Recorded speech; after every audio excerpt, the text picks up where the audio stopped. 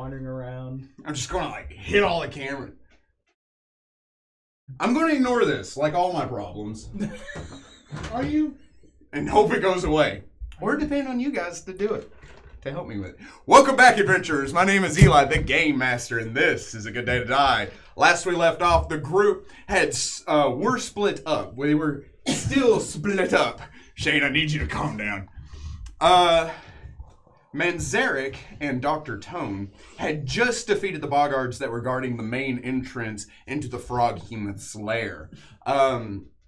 Damon, Ragnar, and Perry had fought through and had ambushed the Bogard army. However, the priest king of the Bogards had summoned some kind of creature with this deep chant of Mobogo, and a giant winged dragon-like frog had descended down upon the sky, and the battle had come to a brief halt.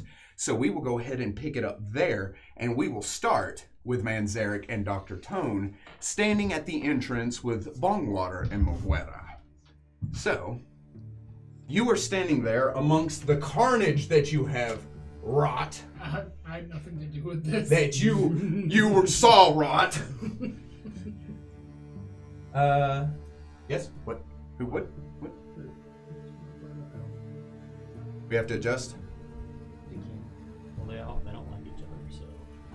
How's that? Much better. Well, Max takes up like 3/4 of the table, and I have a little corner over here. That's perfect. We'll scoot in. Is it really? Yeah, I had to wait for it to update. It's hard to tell with you sometimes, Shane. The flying this. What are we doing? What? Anyway. he's in his inner Grippli character. I feel like all of you would freak out if I just did that, if I just Yoshi'd this fly out of the air. Yeah, anybody. Yeah. Freak out if anybody did It's gonna be that. a fun episode because every 10 minutes or so, you're just gonna have this squirrel moment. No Is it a fly. squirrel? Yes, Berta. It's a big squirrel. It's a big squirrel. I did, however, forget to, because I assume you loot the bodies, correct? Absolutely. Yes. Yes. Did I forget to tell you everything that you got? Yes.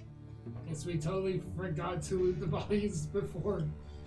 We have not received anything. Okay, because the Bogard leader had something that you would think is interesting. Okay. I'll go ahead and tell you what you got off of him Bag of flies. before we move on. He had an extra potion of bull strength, 2 potions of cure serious wounds, Whoa. Oh. plus 1 black dragon hide scale mail, Okay. I'm sorry, say that again? plus 1 black dragon hide scale mail, Oh. because I think druids can wear that. They can. A masterwork heavy wooden shield.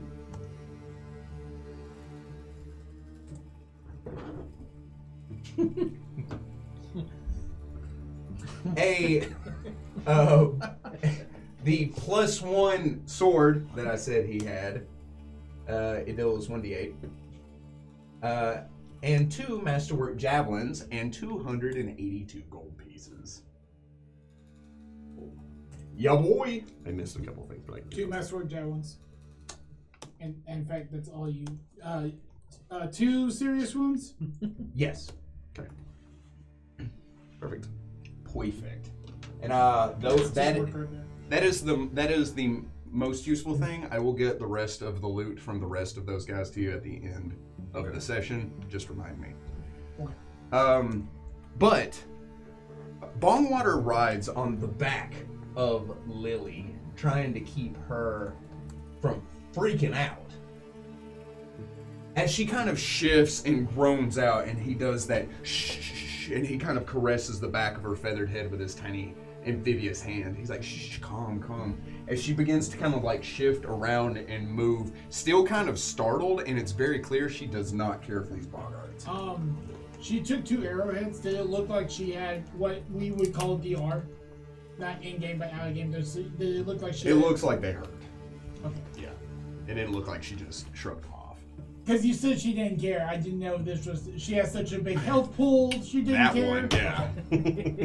That's the best. Because there are Glad two you didn't have to reasons she fight her. wouldn't care. Correct. But I also did say that she seemed hurt when you got there. Correct. Because you're still pretty bad. I mean, I'm about half. McGuire's above half. Yes, she's back in fighting. Fighting I'm shit. probably gonna do a quick channel just because She would love that. I think you already did those though, but she'll take more. I have more. And if Lily is surged, She's- Lily would have also got 14. Nice. Would that have fixed? I'm more worried with the Dinokyros, becoming aggressive. No, the Dinokyro seems fine. For the most part. So I can. If you will give me those series wounds potions, They're all yours? my healing bombs. 159. If I just have the cure wounds potion, I can turn that into a bomb. Yeah. So I can make an AoE version of the cure series wounds potion. I pass it to you. Okay. 100%. Oh, gross. Can you do that with the bull strength as well? No. Okay. That would be dope. That would be You owe you that. Hold. Oh, thank you. I think no. Okay. This is called steroid mass. I think it's called infused bombs. I can infuse my extracts into my bombs. It'll have to be your extracts. I also have bullstrag as an extract But you don't have serious cure moderate wounds. That's because I'm not a That high doesn't enough level. exist. Thank you. I also didn't say an extra rule. Serious cure moderate wounds. That's you know what? Sure.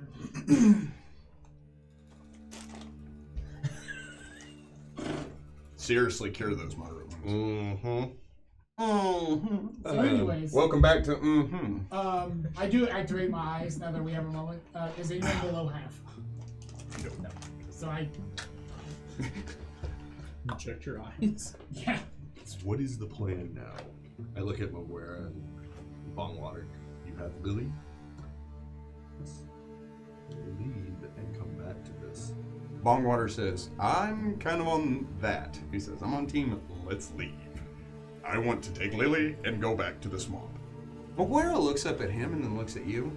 And what? What then? Fight the Bogard, push them back, and then get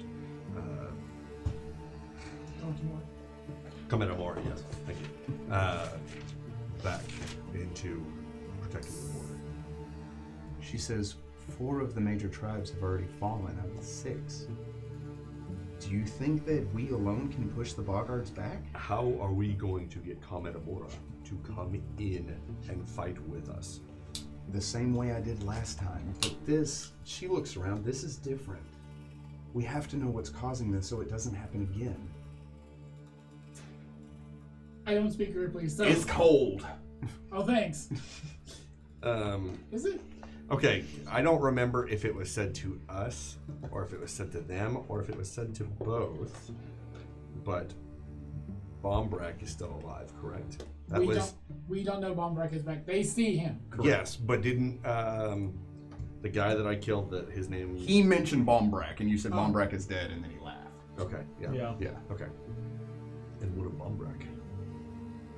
She kind of shakes her head and looks at you. What do you mean? I like kind of pick up Zigar a little bit and then drop him, and just like this one, he said that he was alive.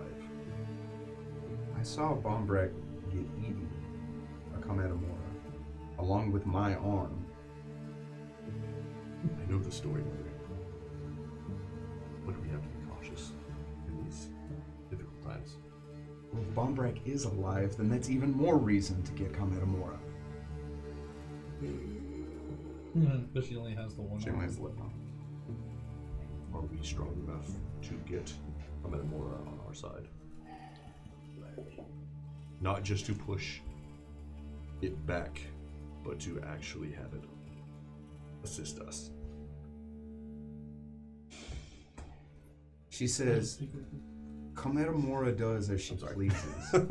I'm not sure Kametamora chooses sides. The reason it worked last time is she chose this as her hunting ground. This is far enough north that the Bogards wouldn't come any further south. But if this is her hunting ground, are we expected to move her hunting ground? If we move her hunting ground, are we bringing her closer to the Grippli, and then we become the hunting ground to force the Bogard out? I think we need to sit down and have a plan.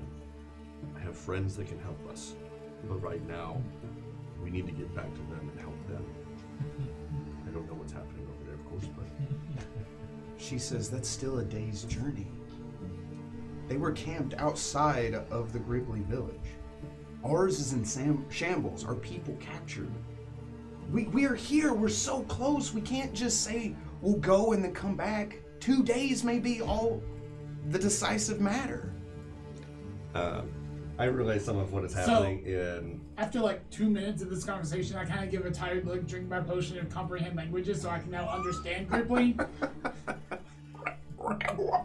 And we are here now. She sighs, but... So... I get you up to speed.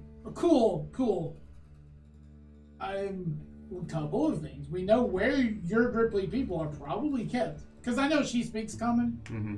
It's more if Bogard chimes in. Yeah. You have to translate for that. Yeah. She's also speaking Grippli to her son. Yeah. That's That's right. what they're comfortable in.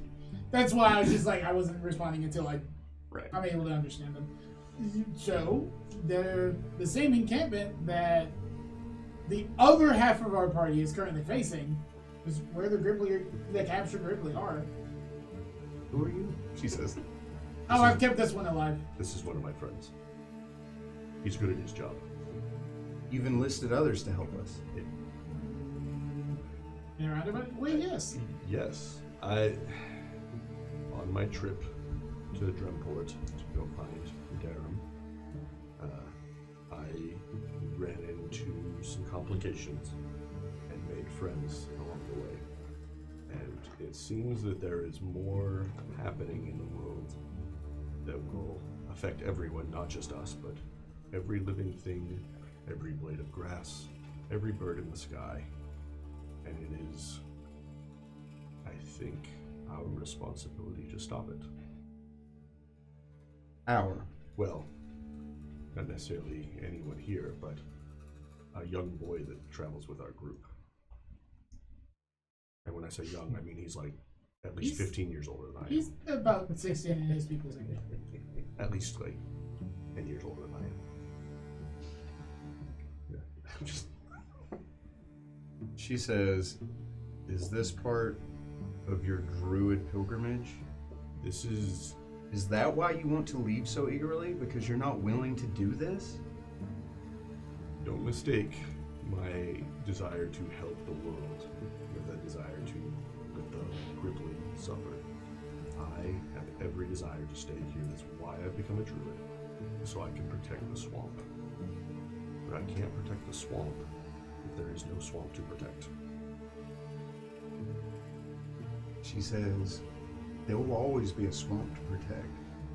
Your people are what's in danger.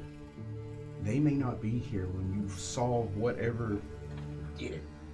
They may not be here when you solve whatever... Did you get it? Got it. Extra 50 XP all around! Woo! We heard it! So, No, you have the 250. same as all of us. 250?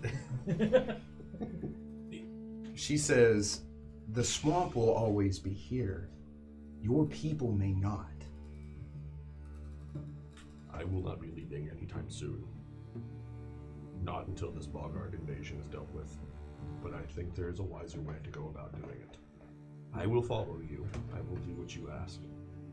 But I do think it is wise that we regroup with the rest of the Grippli and do a counteroffensive.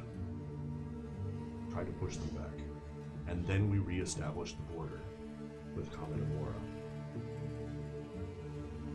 And figure out why that border fell in the first place. Roll me diplomacy. Can I aid? And your roll of diplomacy and have him aid? Sure. Well, no, you can aid. Yeah, I don't want his help anyways. No. I I'm trying to speak Grippli, I don't. Now one? Yeah. I rolled a 12, so there.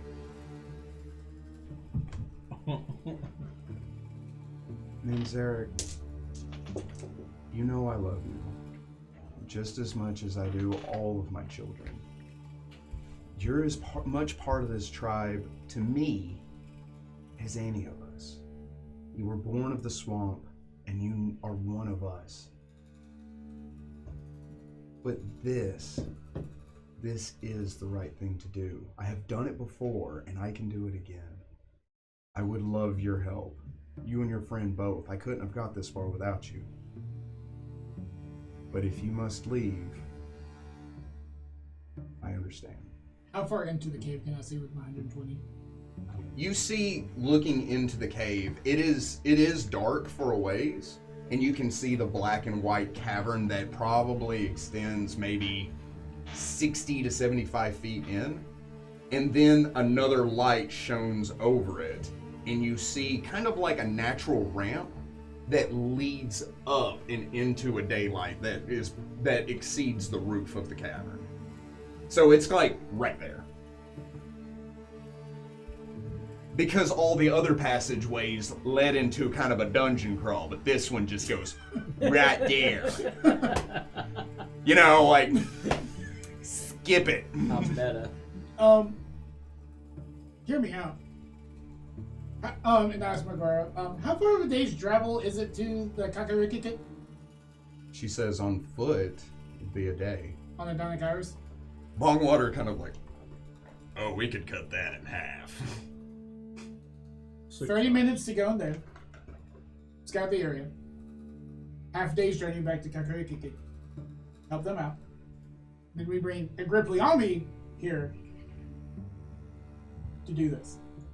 Whereas one spirit shaman of the world was able to tame Kalatamora. What if we were to turn that against the enemy? Just 30 minutes. Stealthy man like you can do it. And Bongwater says, I happen to know that Kalatamora is very aggressive towards larger species. We have bait. He points down at Lily. He like leans down and like covers her ears. Don't tell her I said that. I don't know if your arms are long enough to cover both sides of her. I have a 2 intelligence. I kind of look over at you and I'm like, 30 minutes in the cave? We got this. Me and McGuire, I'm assuming McGuire can hide into the nothingness of his nature. So me and Bongwar will be here if you need us. Just go, hey! Do that little croak you do at night. I like look up. That is a private time for a Grippli. I've been meaning to tell you, you're keeping me up at night, and I already sleep light. Say a quick prayer to Gozra, and then I'm like, okay, let's Sneakily. After you. She looks to you. Thank you. Of course. I draw my scimitar. Let's go. She holds her bow in hand as she begins to make her way up the ramp. It's fine. So I can now hear Bongwar, but Bongwar, I can't speak to him. So Bongwater sits on the Dinokairos. He says, so you can understand us? Yes. And then you say yes, and he like, He doesn't understand. yeah. As we start to go in, I do lean over to him and say, now, again, I know this, but Manzarek does not. When I did detect animal, I could not find a Metamora. Correct. So I lean to her. I'm not even sure that Metamora is here. I used some magic and trying to find him, and I could not detect his presence.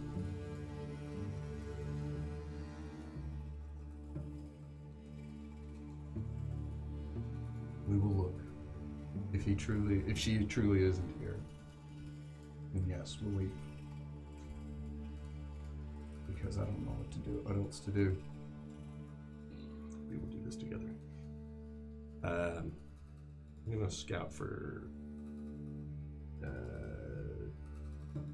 tracks. Ooh. That's a 26. 26? Yeah. As you begin making your way through, there are a bunch of tracks in that cavern, right? Belonging to Bogard and Dinokairos alike, correct? As you begin to make your way into the ramp that leads up, it starts off that rocky and kind of dirt path, and then as it reaches out, you see the rim of the volcano extending and stretching out for maybe a quarter mile in all directions. This is a big hole in the earth. That snow still kind of dropping down and getting lighter and lighter, as if it's starting to fade.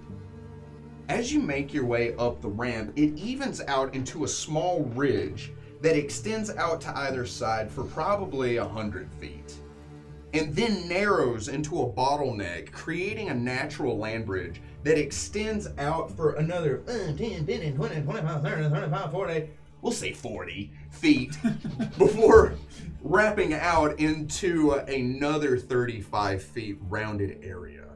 This rounded area is dotted with what look to be like bonfires, stone circles with a green flame extending up from them. Each one of these fires are about 5 feet in diameter. They are big fires. In the center, you see a cauldron. This cauldron sits on top of another green fire, and a hideous smoke rises out from it. All of this with a cursory glance as you look around, but what grabs your attention first and foremost, not you, you're outside, is you see 3 Grippli tied up and sitting to either side of this entrance. They look rough and completely in rags, beaten and bruised, with their hands tied behind their back and their heads down. All 3 of them female, and they all look to be from the Swift-Tongue tribe. Okay. It's my people. Yes. Perception. See if there's anything else like lurking that could jump out. That is a 26. 26, as you look around, unless it is invisible, there is nothing out in this whole wide opening. Okay. You can't see down into the volcano itself, and these 3 sit at the mouth of that land bridge that extends up, almost as if they were ready to be sacrificed. I draw my dagger and I run over to them and I As ropes and- Commander Mora, I'm sorry, not Commander Mora. Oh no! I need help! That's Cthulhu. What Prince, Moguera. Moguera takes her bow as she runs up as well, looking down at them. She puts her bow on her back and reaches down for a dagger. She says, "Are you okay?" One of the Gripplis looks up and says, "Yes, please, before they come back." As she runs ahead of you with your 26 on survival, you look down and you see tracks of bare feet, humanoid feet, like belonging to that of a human. 2 separate pairs that are identical with clawed toes that reach out, and then another pair that look like they belong to a creature twice the size of the other 2. These tracks lead to the 3 Grippli and then change into webbed feet, into a small creature's webbed feet as they get to the Grippli. Oh, I do not cut their stuff. Moguera doesn't seem to notice. I call out to her, "Mother, stop." And I point out the ground. Solid. Are they blindfolded as well? Is that what you said? No. No, just They're not blindfolded. Their hands are behind their back. Okay. One of these things is not like another one. Oh, her survival is dumb. I would hope so. With a 28. Spirit Ranger Rolling a 2. She like looks at you. She looks to the ground and then follows it. She looks to the 3 Grippli that are there looking up with pleading eyes. She takes a couple of steps back with you. The 3 Grippli look at each other. They look to you. Please, please, what are you doing? I do not recognize you. Who are you? Say, they kind of like take a moment and look to each other. Bud clock, sir. I need to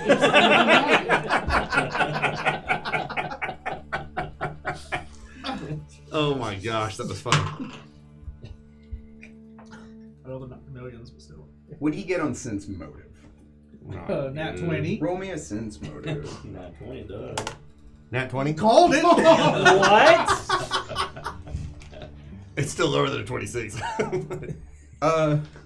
Wonderful. This is just. Well, I went 4 hours Let me of just work. rip this. Tears the page out, crumbles it up, throws it. Lights it on fire. You quite literally Everything did the last one. is terrible. So we're only surviving this because we keep ruining the encounters, is what I'm hearing. I'm Iva. This is Ada and Isla.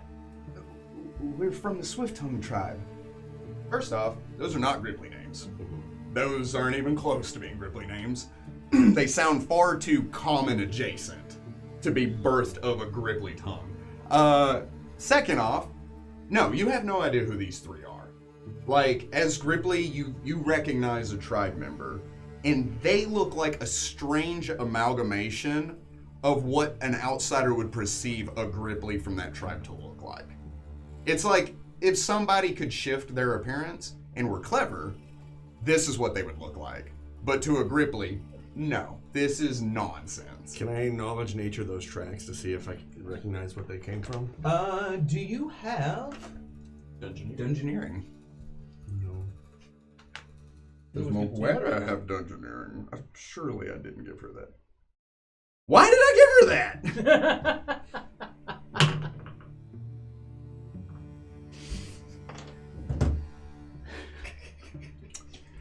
She looks down, she looks up, right?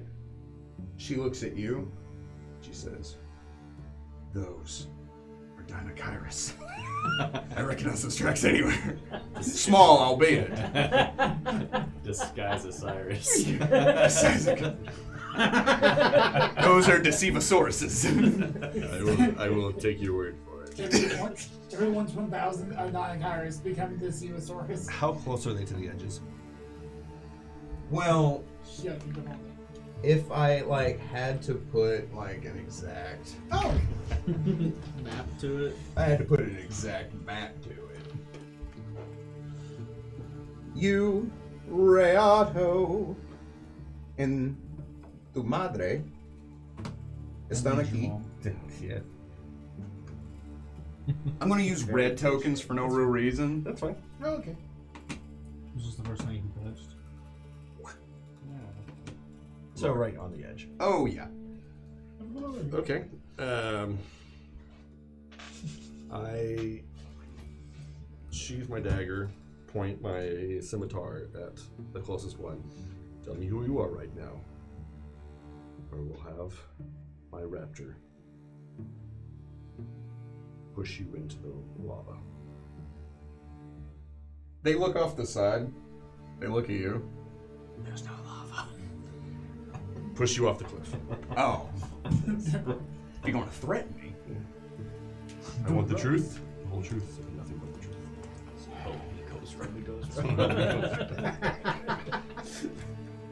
truth. She says, well, she pulls her hands out, right? Clearly. She stands up, the other two do so. The one farthest away takes a step back. She also takes a step back, kind of triangulating themselves on this land bridge. They say, it seems that you are wiser or more clever than your other Grippli companions. So, allow us to show you what we are. They begin to shift. They twist and grow. As you see their bodies elongate, their arms stretch out with clawed fingernails. They turn humanoid in a very vague sense of the word, with these dresses made out of a combination of sackcloth and leather. Their head stretches out and long black strands of hair hang down with crooked noses, as two of them shapeshift into what look to be an ideal hag. Green skin arched back and twisted features. The third one on the far side grows surprisingly large. as she twists and forms, growing to 10 feet in height. Though her head only stands about 7 of those 10 feet, the arched back that she has, the hump on her back, stands the rest of the 10 feet up. She is purple in color, with her skin the color of a hideous bruise. As she raises up twice the size of the other ones and looks down with a hideous and yellow grin. Because of other games, I know what these are. Dr. Tone has no idea, but I know what these are. We have no idea what these are. Really not a nightmare, Harry.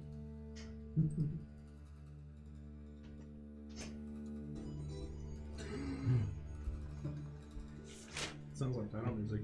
She says, "But it seems to us you are tired and wounded, so we are going to take advantage of that.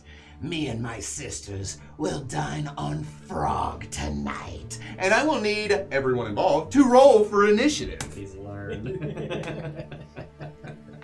Including me? After 10 years. Are you he learned. involved? Kind of. I was.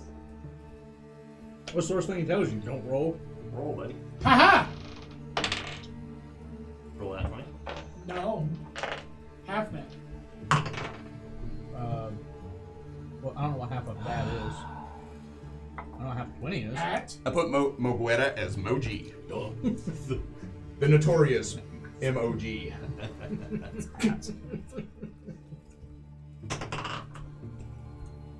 She rolled an 18, and then the hags rolled a single digit. Lovely. That's what we wanted. I mean, yeah.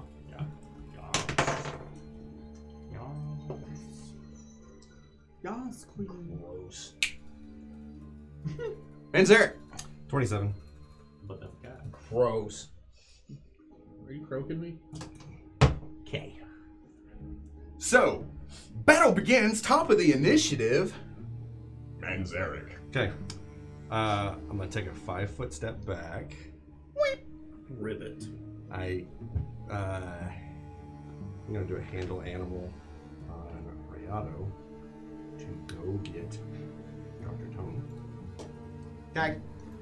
Physically drag him. Dragon. He'll get there in one round. Nat 1, so no, he's not doing it. He pushes him. He is going so to long. attack. Yeah. With that nat 1, he is going to run at the largest one and attack. At the largest? Oh, yeah. Mm-hmm. The one that's 10 feet tall? Not the closest ones? With the 3-foot tumor. Not with a nat 1. Go get Dr. Tone. Okay. That's not what I. Okay. I mean, it worked, but thanks. Well, he's not going to act yet. You still have actions. Yeah. No, I'll sacrifice Rayado. I'm sorry. What? I'm going to cast Centipede Swarm. Not Centipede Sword, sorry. Rain of Frogs. Acts as Centipede Swarm. Taking up their spot. Okay. Radius. Radius on that.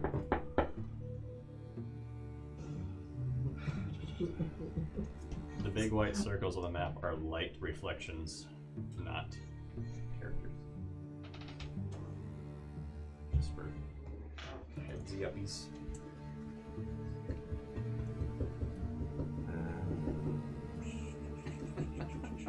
It doesn't say what the size Oh, what's the size of this one? It's a diminutive vermin, but it's a swarm. A swarm of 10 feet. Okay. So You can't, if you center it here, you can hit all of them. Yeah, that's what I want to do. Okay. Okay. So I'm trying to look to see if this is something. In It that does work a little differently than this, but that's good enough. Oh, right there. Space thing. Oh, perfect. in that case, I'm going to say Rayado sees that, and he's going to be like, no. Yeah. He'll attack the closest one. The first one takes 3 points of damage. The second one takes 4 points of damage, and the big one 5. takes 8 points of damage. And I need all of them to roll me a Constitution check Or they or die. fort save for some Constitution Constitution check. stuff. This isn't fighting. We the people. You said 3. You said 4 and what? I think it was 3, 4, and 8. Okay. It was. We have a constitution. Yes. In order to form a more perfect union. Writing on napkins. 25. 4? Yeah. Okay, yeah. 23. Yeah. That's a nice little bonus. 18. Okay, so that one takes 2 points of constitution damage. What? Yep. Oh. What was the save? 18. You used their fort save. That fort save, not the spells, Correct. Because you summoned the swarm. but the it's swarm, not. It's not this poison though. It is a different poison altogether. Saving throw none, so use the save of the throw. That's so dumb. Yeah. That's so dumb. Yeah, they take 2d6 points of damage every turn they're in it. This is the DM's life. This is what he deals with No, every single day. I am so aware, but that's so dumb. Those almost have a very passable save every time. Yeah. Was it 12? Close. 13. Okay. Yeah. But still, I mean, If it's a suck or die. Same or Yeah. A little bit. That's, I just like saying that's suck. a really. I feel like Did you say suck or die?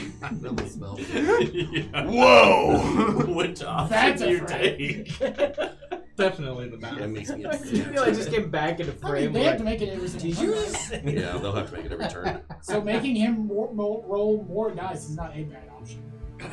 Statistically speaking, you'll fail at some point. All right. Rayado Math. runs up to this one. Okay. Is he attack? Yeah, he's gonna attack. Is he gonna win? I hope so. We'll find out. That one. Is that 26 hit? Yeah. I didn't even look. Yeah. And that's gonna be 10 points of damage. I think he one chain. Do it. Is that correct? It was No. not, no. It was right beside it though. I called the nat 20 earlier. I thought I was gonna call the nat 1. But he didn't. Crap. After movement. Is it a 1? You're gonna hit Rayado with it? You're trying to kill Rayado tonight. That's what it It's a sounds like. 20 hit Rayado. No. No. I built her to be cool. She has done nothing but tank damage and miss shots. Sorry, I was surprised. That's okay. That's okay. Meg, you startled me. My son. What have you All done? right.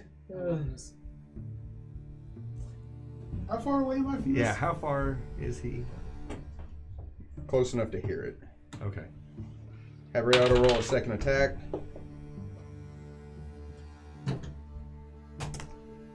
26? Yes. 26 will strike the hag.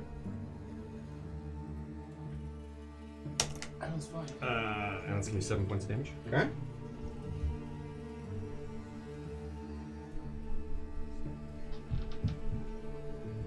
The hag runs behind Rayado. Rayado spins around, striking her with his tail. As she comes to a stop, and she is going to lash out at Rayado with her claws. Does a 19 hit Rayado? I'm sorry, does a 21 hit Rayado? It's not. She runs up, slicing at the raptor as he flares his wings and kind of stands back in a defensive stance between the two hags. The other one is going to do a double claw attack at Rayado. Does a 23 hit Rayado? Oh no. Then that definitely won't. As she swings twice at Rayado, him shifting back and forth.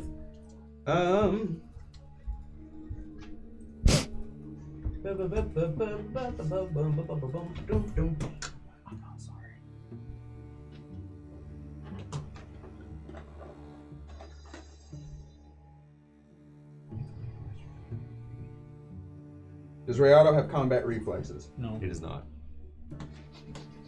I've seen enough of this stuff. No, he ain't that bad.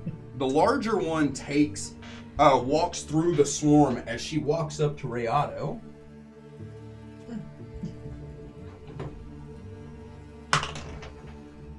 Nat 20. Okay. Almost.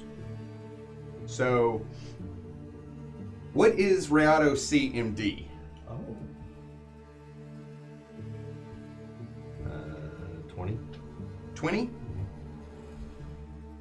She grabs Rayado by the throat and throws him over the edge. He cries out, hitting the edge as he begins to roll down 5, 10, 15. 15 feet out, but 50 feet down. Because he hit a slope and rolled, the 5d6 is going to be halved. Okay. 4, 6, 7, 9, 15 points of damage, taking 7 points of damage. As he hits and rolls, she turns and looks down at your mother, who looks up at her like, oh. Okay. Dr. Tone, go ahead and roll me a perception check. Oh, that's in the 20s? Oh, you hear combat. It's a big deal. Okay. I rolled a 9 on the initiative earlier, unless you wanted to re-roll it. I will go ahead and place you on the initiative, but you won't get there until the next round. You took that one. Yeah, why didn't you take that one? Yeah. Bruh. Trying spree. What does it say? Eli got me a mug. I weep. You're just standing there and you hear combat and you're like, just take off running. I look at Bogard to see if he hears it as well. He says. When you look up at him, he goes, croak? Oh yeah, you can understand him. I don't hear anything. A ribbit. By the way, Lily wouldn't be able to fit up that ramp. Oh. Yeah. That's an important distinction. Reduce person. Now she can. She's done. Person wouldn't work on her. Reduce creature. I can do that. I could reduce person. She just disappears. Now reduce the number of creatures. That's a scary spell. That's dangerous. How to make stuff Yes. extinct. Tactical nuke. Yeah, so I would move the 90 feet, I think I can. Okay. Clop, clop, clop, clop, clop, clop, clop. Top of the round, Manzarek. Swarm is going to move to encompass all three of them. Coconut shells. Okay. First one takes 9 points. That was nice. They don't have to overcome. It's just straight. Okay. It's one First damage. one, yeah, this it's rough. 6 Whoa, points. whoa, whoa, whoa, whoa, whoa, whoa, whoa, whoa, whoa, whoa, whoa. Okay, the other one? 6 points. And the We big did a one whack. takes 3 points. I need fortitude saves on all of them. Constitution. They are made Constitution and damage. damage 40 saves. That What was. else? The first one. 24. Yeah. DC first. Oh. It's way lower than I thought it was. 17. And then the begging. Okay. Hey! 2 points. Gold. Suck or die. Actually, magic did something. Or suck and die. Or just die, sucker. 2 points of constitution damage. Con? Yep. The Oh, yes, you that- do yes. con damage instead. I don't like that. That's gonna be very. Oh, you got a map now. Yeah. Take away health, take away all that stuff. Well, I mean, One, I two mean, it'll health for go every from- hit dice she has. one health. Yeah. I hope not. Yeah. man. No, it's more than that. One Oh, per you're hit right. die. Just You're one right. per hit Because die. she took 2 con damage, it's 1 HP per. I was one off. Anyway. The centipedes Mhm. are in the snow and they're like, this sucks. As Oh, they're frogs. the frogs Yeah. are in the snow and they're like, this sucks. Okay. As they hop over onto the hags, and the hags are like, stop! Why is this hurting? How are the frogs dealing damage? Do what? How are the frogs dealing damage? They are Tongue doing punching. bites, I assume. Tongue That punching. is how the spell works. I took damage from that. Regular damage, not non-lethal. I'm no, dying. I have no swarm of frogs to reference. I have been given another creature to reference. So I'm assuming they're just It's just flavor text that they're frogs. yeah, pretty much. Frogs Well, with teeth. What flavor is Whoa. frogs? It's frog No. flavored. The thorn frogs? Manzarek. I have to concentrate, so once I stop concentrating, then it's 2 more rounds of this nonsense. Okay. square's gonna take a free. Well, just can't it's cast not spells. outside range. It's Nope. fine. She can still shoot. Free 5-foot step. She's gonna shoot at the Grunhag. Was that on a attack of opportunity Why? within range? Of The hack? She has a feat for that. Oh, Yeah, she has all those feats. I don't know. she's a true ranger. Yes. Yay! 26 will strike her opponent. She's the first one armed ranger. Go, proper ranger. Go, proper ranger. Dealing Oh, 9 you can stop 9 fire. points of damage. Firing her second shot. 18 will not strike her opponent. As the arrow slams hard into the hag. As the second arrow shoots at it, the hag turns around, smacking it out of the air as the ethereal arrow just kind of dissipates. Haggy G. Does it provoke if they move outside of the Swarm? frog swarm? No, it's a swarm. Yeah, I don't know, actually. She's going to square up to you, Do Punch, punch, punch. and it's going to punch. You have it. Would you like to take an attack of opportunity against the hag? Would he ever? Would oh It will not break your concentration. Because that's how nat ones work. no, I missed. So she slides up next to you. The snow kicks up as she just and hits the ground, and you just kind of. Over here.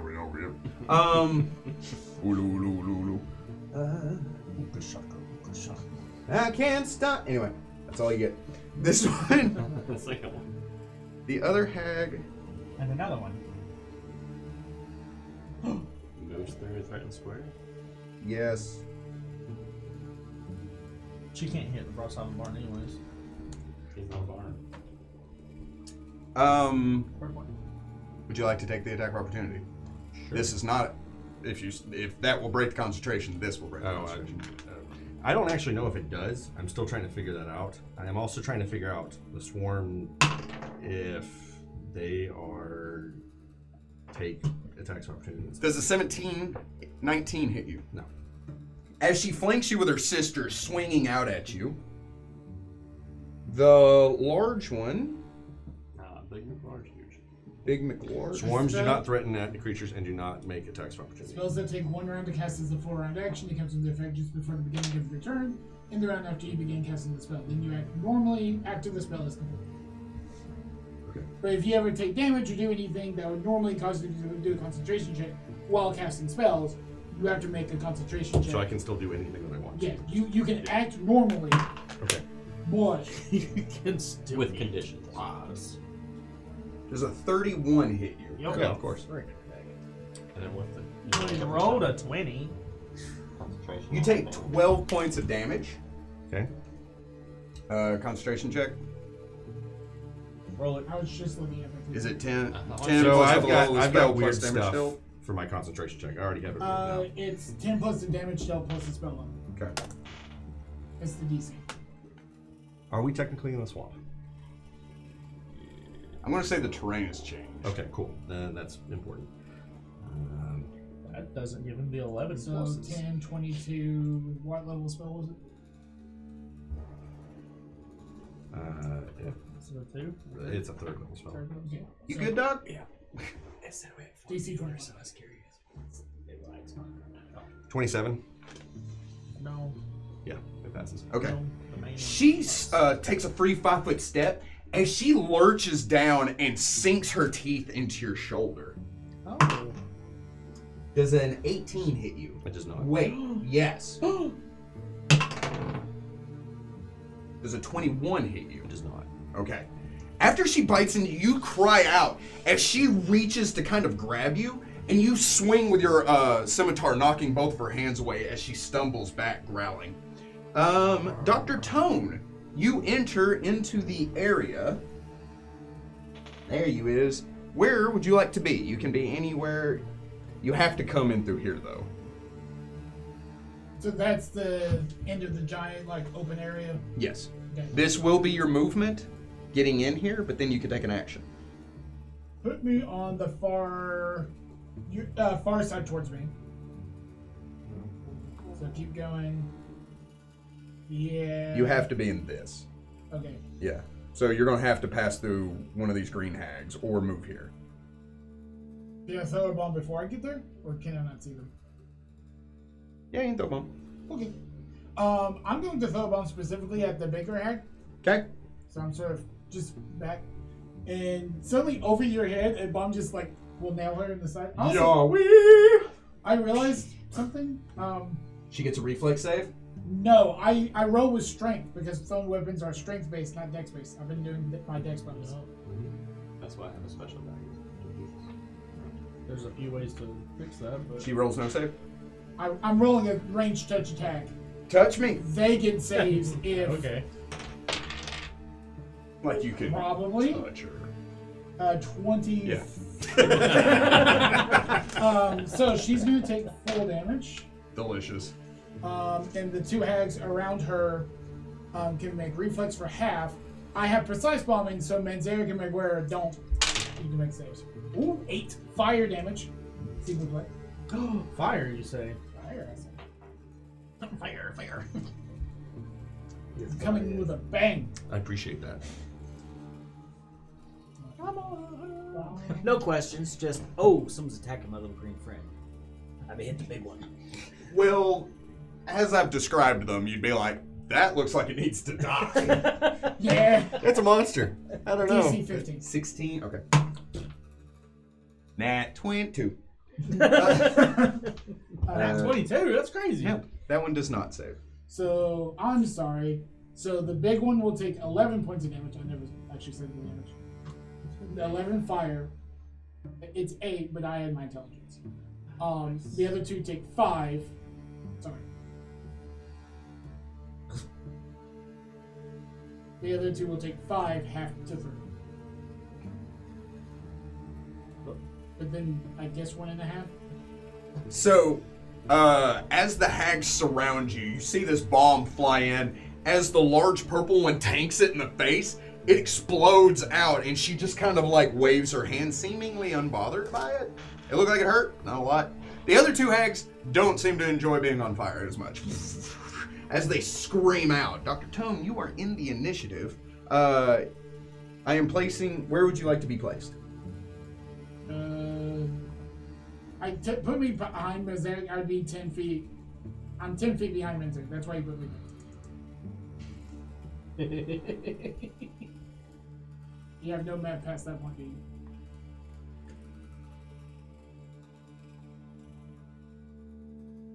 Yes, he does. Suddenly, you have map past that point. Also, did that generatively make map? Yes. That's dope. Technology, man. So I'm 10 feet behind Mosaic. Okay. Move, action. Okay. Top of the road initiative, Manzaric. 5 feet that way? No. That way. Towards me. Yes. Oh. That way. Swarm comes in, do its swarmy things. How far can it move? 30 feet. Oh gosh. They can hop. 10 points to the first one. The big one? No, whoever the first one is for you. We have the green hands. Yeah. 6 for the second. And 8 for the big one. And I need 42 saves. Does the big one need to do it again? I would assume so, but I won't let you know. What happened? Nothing. Oh, So she's just poisoned, so that still goes on. She does get another con save on her turn to resist. 17 no. Yeah, I mean, it passes. and 29. Yeah, it passes. And then the big one still needs to take one. 1 damage? No, just like, did she take a 42 save? She gets one on her turn to resist the poison. Nat 20? Yeah, she's. Okay, she's cured. Forevermore. Forever. I don't like the swarm. Yeah. Yeah. And then Yeah. We know. I am going to attack. None of us likes. He needs to be a real trick about this. Does a 26 hit that hag? Crit threat? Yes. Yes. Which hag? The one that I'm next to. Next to? Yes. Does an 18 confirm? An 18 will not confirm. Okay. And that's just a grand total of 4 points of damage. And then a nat 1 to bite. So, perfect. You try to bite? I tried to bite. Well, that sounds like it provokes to me. 23. That Yes. You've dunked on. You take 5 points of damage, That's fine. Oh. and I will need you to roll me a fortitude save. Gone damage. Yeah, it's on its edge. Wow, that was weird. 21. Roll the 21 same numbers. saves. 21 saves. She spins around, you cut across her back, she cries out. As you go to bite at her, she grabs the top of your head and rakes her claws down your face. Oh, I guess I need to take a concentration check because I took damage. Oh, yeah. What was it, 4? Sure. How much damage? Ooh, I think I lost it. I took 4 points of damage. It was 5. 5 points of damage. So, yeah, it was 18. 18. What was the? And plus damage taken plus the level of spell. so 15 plus 8. It was an 18. You died. Oh, nice. Is Ray out to do anything? Can he climb out? Yeah, you can try. Oh, okay. Let's try. Let's see what happens. Oh my god. Get it out. Nat 1. He just falls back down. So you're like, Rayon will be here any minute. He's got like a rock, and he's like trying to build a nest instinctually to impress a mate. I feel like he turned into a ferret. Have it. You open your pouch, Rayano jumps out. Whoa. They That's been a somehow mistake. swap places. I'm not supposed to. Oh, that would be so scary. That would be terrifying. I knew I got a bag of holding, but Jesus. What do you have in it? Riato. Probably Rayano's with A 38 will strike her opponent. Where? I'm Yeah. sorry. Is that what that's like? I'm sorry, Just- 33. Yeah. Yes. That's what I was like. She's She done. doesn't have a board book in her. Or anything. That will She's got a strike. fake arm though. Which is cool. It's doing a lot of damage. I'm with it. The ethereal arm appears and she fires 2 arrows into the green hag. The green hag screams out and buckles, but is not dead, but looks rough. They look rough. I'll take the ugly one. Which one's the ugly one? Haggy G here is going to try to defend her sister by taking a free 5-foot step They have towards rap names now. Muguera. They make it covenant. It's basically a damage. Kill her. She's just gonna womp her with that bow. Why not? That doesn't think you can do that. That won't hit. But I'm also free 5-foot step, rolling that one. I'm gonna let that just be. This one is sick of swarms. Frogs. It's sick of frogs. It's gonna shift over, and here comes the punchies. Okay. 18. No. Oh my goodness. It's gotta be on the table. No. 18. No. The big one. Which one's the big one? It's gonna take a free 5. Bring it. It's coming at you. Okay. Full round attack. Okay. It's gonna try to bite at you with a 20. No. It's gonna try to claw at you with a nat 20. Okay. Reroll it. Stop taking those. I've lost my concentration. I will. Does a 24 confirm? It does. Oof. Ouch. Ouch. He speaks Grippli. That hurt.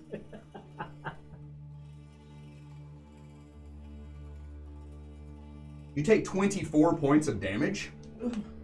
Howie. Oh, that was a crit, so that makes sense. Are you conscious? I am still conscious. Yeah. Cool. You didn't sound so excited about that. It's because he can feel everything. There's a 33 beach combat maneuver defense. Oh yeah. Yeah. She tries to bite at you. You move back as she grabs you. She lifts you up and slams you into the ground. You are grappled. And she's going to attempt to do it again. Nat 20. Immediate action, liberating command. Okay. Max, make a. It's not going to change the nat 20. It's just going to free him from the grapple. Sure. Okay. Okay. It changes his AC. I get an escape artist Yes. plus 20. Yeah. Something like that. Nat 20. You are slippery. It's not plus 20. Okay.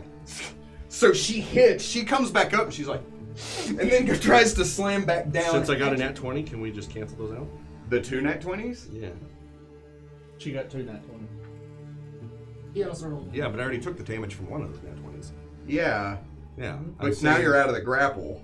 Yeah. And I'll say she doesn't get a chance to grapple you Yeah. again. Then we just move on with our lives.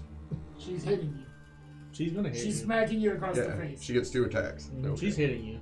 Eli's gonna murder you. Oh, Probably. I mean, I'm trying my best. In game 2. Yeah. Does a 20 confirm? It does not. Probably a good thing. Dealing 13 more points of I damage am unconscious. as she slams you into the ground. Good thing he didn't confirm that. And the swarm goes away in 2 turns. Yep. She raises up, looking down at you with this hideous grin as she turns and looks at Dr. Tone and your mother. Your mother. It's all mad. Did you go? I did not. Would you like to? Would you like to play? Please. You may. Thanks. You know what you must do. After watching my Friday friend go down. Oh, so serious. Honestly, Watching him suck and die. I didn't know what that meant until just the very moment. Shane did. I don't understand. I wasn't trying to That's push you in that situation. heart knowledge. Oprah review. Oprah win. 8, 13, probably plus 5, so easy. Okay. 18 heals. You pop a cork and you're like, yeah. He's like right there. So like when you throw it, you're just like, Manzer, quick! I'm alive. And awake. You open your eyes and you're like, oh, why did you bring me back? Being alive hurts. I was so comfortable. I saw Frog Heaven. There were lily pads everywhere. Do you take any other actions? Move, action, draw from pouch, action, give. I think I am done. Go ahead and go on to the next person. I'll Do something. And Eric, 5. you're prone, Yeah, you are. and you're not holding your weapon anymore. Yeah, you're not. Injured, dead. No. No. Oh. You would have been. So free 5 doesn't exist. Not even breaks. Let's do the this guy first. So 8 points of damage to her. I need a fort to save. I'm running out of. Okay. Just let her be dead and don't have to worry about it anymore. You know what? There's a 27 win. Yeah. Win. I am rolling really well tonight. That's what stop that. G3! to be fair. To be fair. Of the 2 groups to roll well on, we're probably the one to do it because they're facing much scarier things. Frog dragon. How is this big one looking? Much My health. eyes are on. My Did you not say you did with them? I never declared I turned them off. I thought you did. Thought you went. Yeah, I thought Yeah, you that did. does mean when we're turning them on. The big one is still above half. The other green one is still above half. The one that's in base combat with Moguera is deep in red. Okay.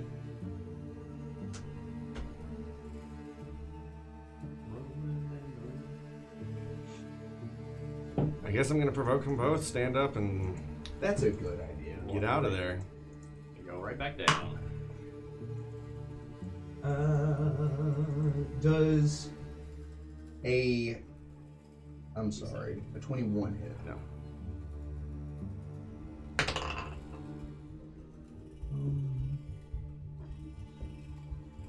Does a 29 hit? It will, yeah.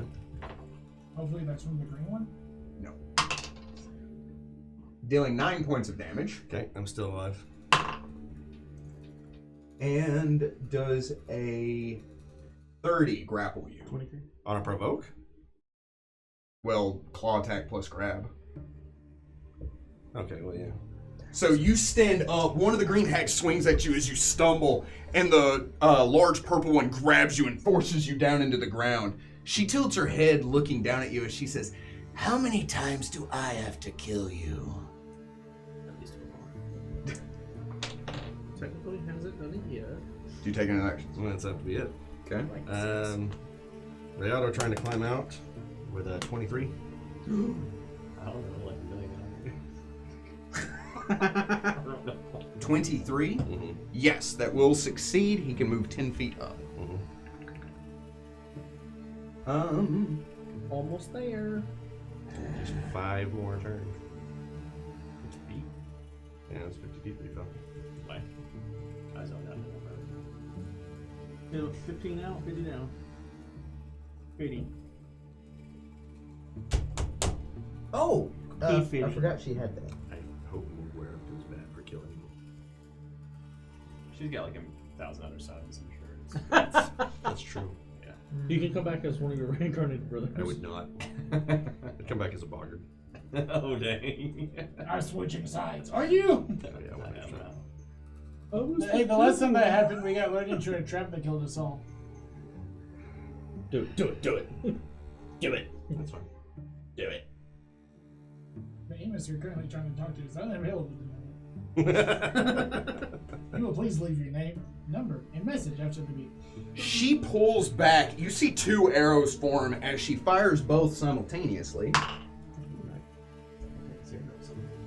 That will hit. That will meet, as a matter of fact.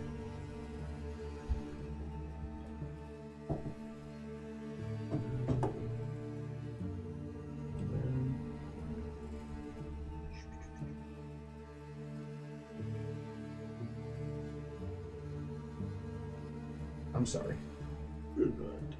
Okay. And then she's going to fire with her second shot. That will not hit.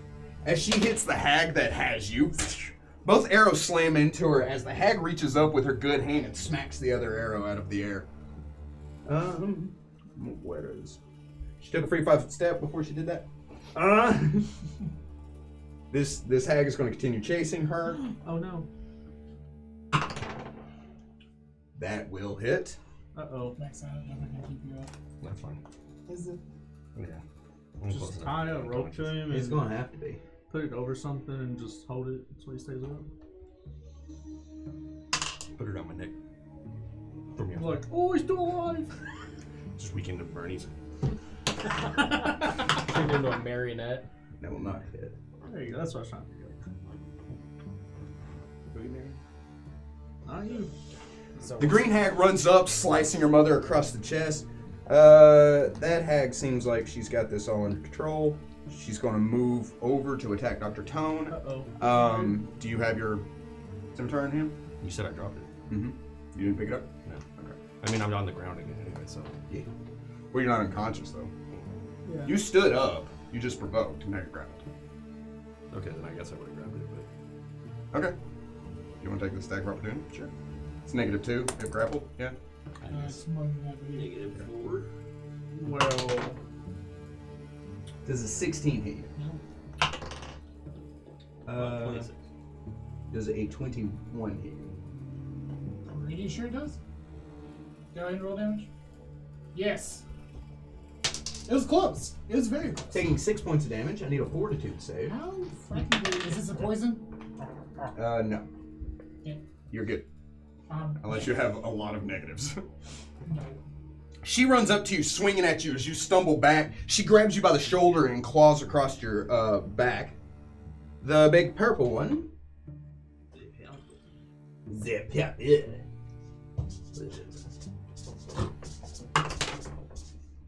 Does a 24 hit you? Yeah. Dealing 9 points of damage. I'm unconscious. As she hits you across the ground, she lets go of you and is going to swing at Dr. Tone.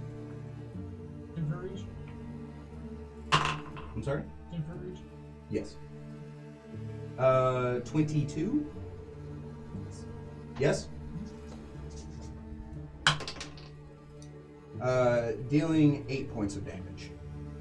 As she cuts across your chest. Owie. Oh. Dr. Tone?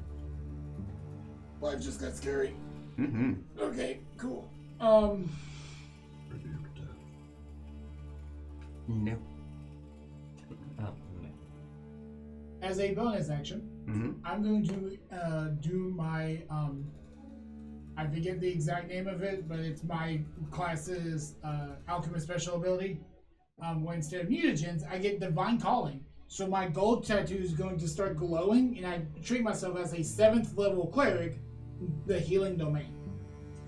So I get all the benefits of being a 7th level cleric, which includes the 150% healing. Okay. However, Go on. Sounds made You're over there drawing, don't you? Sacramental Alchemist, I think is the name I'm of it. just messing with it. You're fine. Can you cast without provoking? 15 plus double level of the spell. To cast on the defensive? Yeah. DC 19 plus 7. I will try casting defensively. If you Go on. you're gonna cast there, you're provoking from 2 different people there. If I cast defensively, I just lose the spell. You don't want to take a 5-foot step back? I can't heal you then. Well, I was thinking something different, but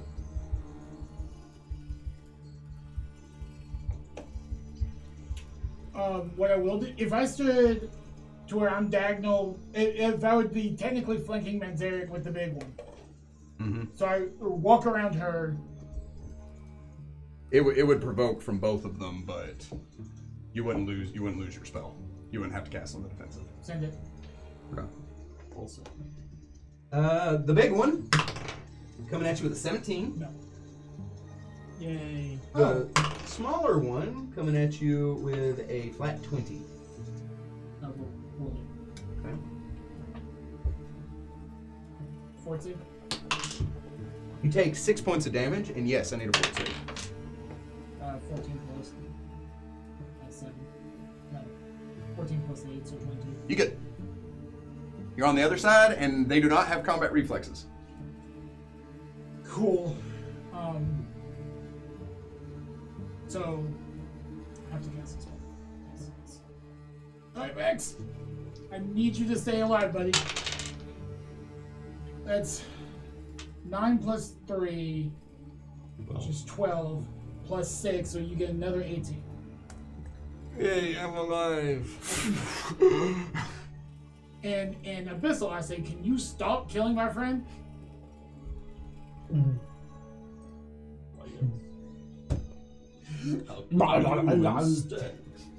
Abyssal, not Schwarzenegger. She doesn't seem to understand. Everyone knows you focus the healer first. Top of the round. Alright, last turn of this. You take 7 points of damage. And I need a fortitude save.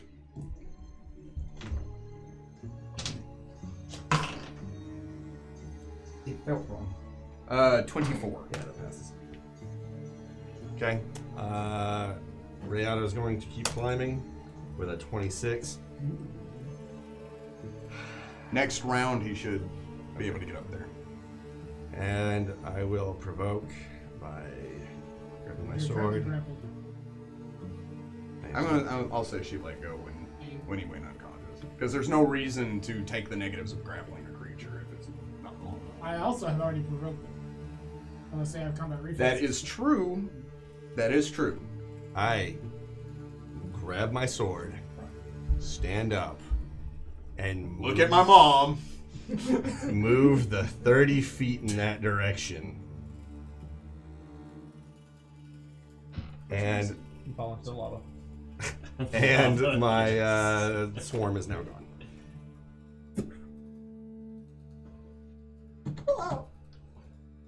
Done a cartwheel.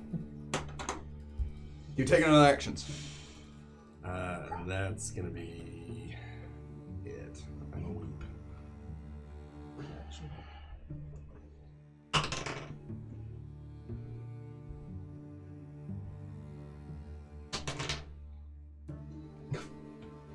Fine. Whatever. Do it.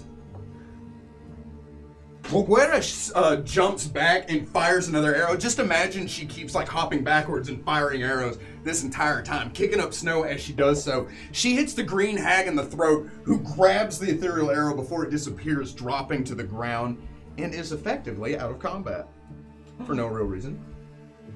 Second shot is going at the big one. No. As and the big one smacks it out of the air, looking towards Manzerka as he runs off, and then shifting her gaze towards Moguera. This one is coming at you. Bring it. Oh, 23 Oh, yeah. and 29. Right, with it. Two fort saves. Let me give you the damage first. 5 and 6, so 11 altogether. Yes, fort save. 16 and a 15. A 15 will not save. You take 2 points of strength damage. Owie. As she cuts you across the chest, grabbing you by the face, rending across your horns, and suddenly you feel as if she drew energy from your very body. You feel it leach out of you as she gives you a hideous grin.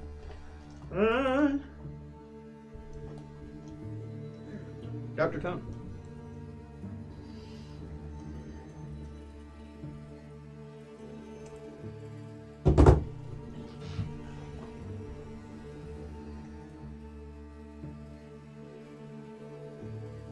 Only you had some Life kind of sucks. famous. Just in general, I'm letting the universe know. Just hey, whoever's out there, this sucks. By the way. Sucker duh. Still sounds like a command. Now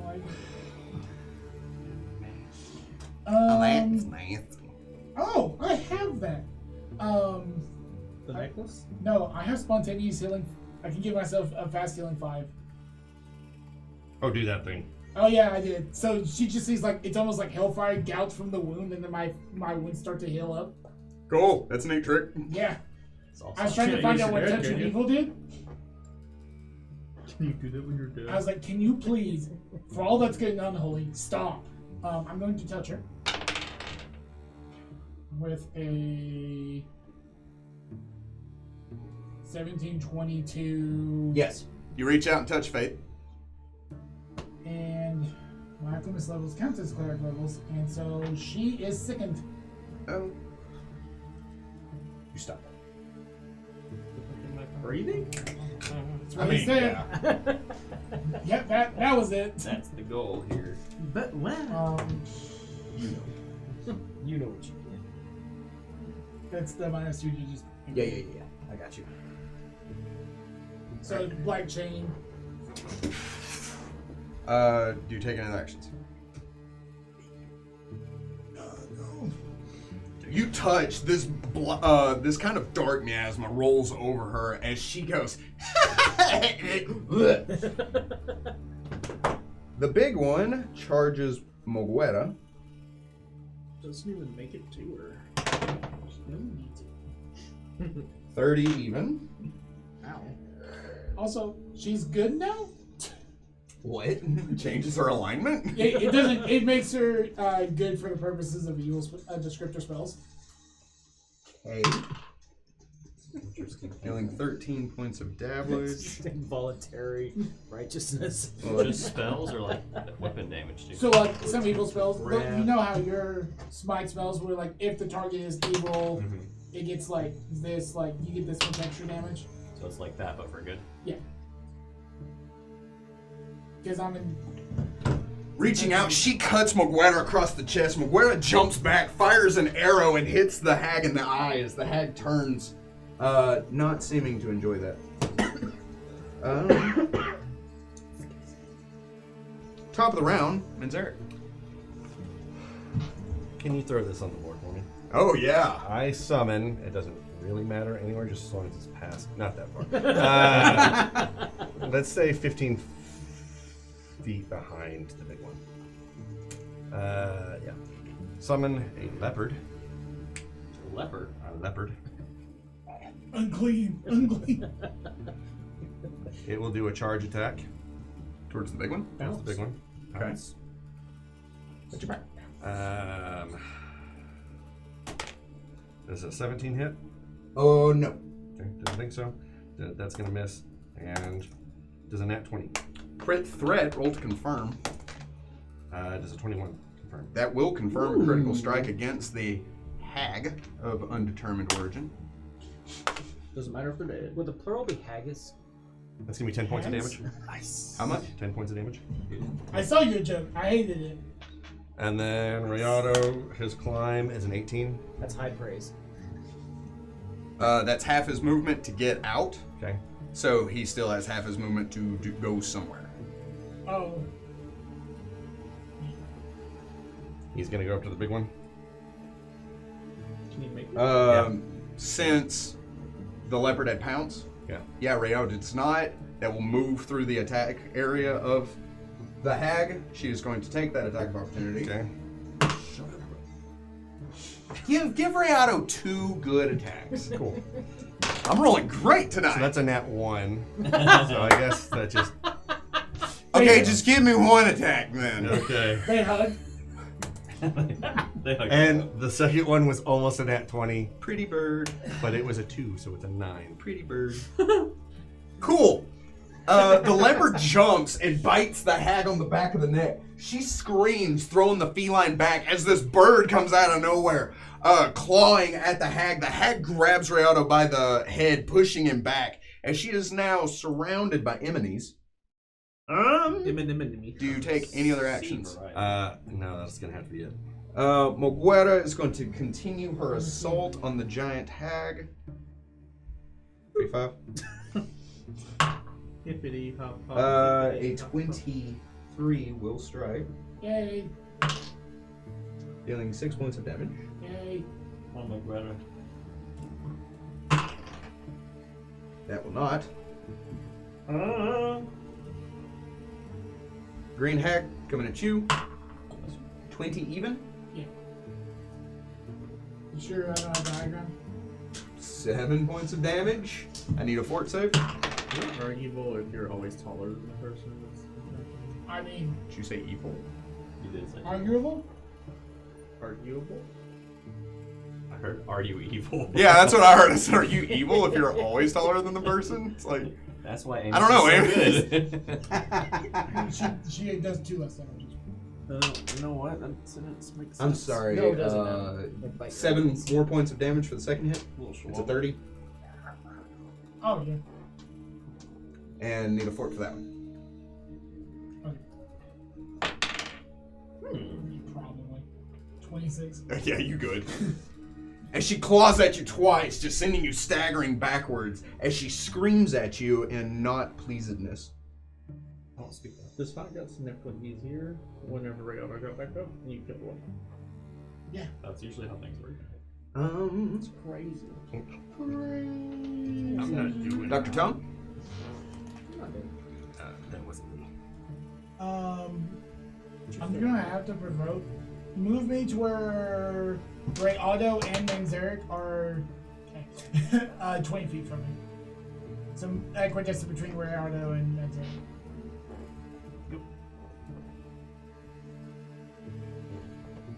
Gold chain is going to pop. Lock and drop. 9 points of healing, including myself. Okay. Which I needed. I will look up how long that lasts. 19 against the leopard. Oh, that'll totally hit. Oh, that'll totally hit. 9 points of damage. Okay. 30. Yeah. 12 more points of damage. Leopard's gone. And then this one is at Rayado. Okay. I mean, the leopard ate 2 hits. 20 even. That does not. She grabs the leopard, rending it in half as it disappears. She looks around confused, looks at Rayado, and swings at him as he jumps up and lands on top of her arm. And Zarek. Okay, I move forward 10 feet. I need a fort save from the big one. 21. Yeah, that'll pass. You chant tone pointing towards the big one. If I didn't know any better, I think it's made out of it. Yeah, I know. Okay, well, I just missed The power you wield over your friends. Rayado will continue the attack. In more than one way. Or he's taking that DM roll. very seriously. 25. 25 will strike the hack. Nat 1. That one will provoke. Oh gosh. 32. Yeah, that'll hit. Dealing 10 points of damage. Okay. 17 to hit. No. Next one. Okay. 17 and 25. 25 will strike. Okay. So you hit her twice. Nice.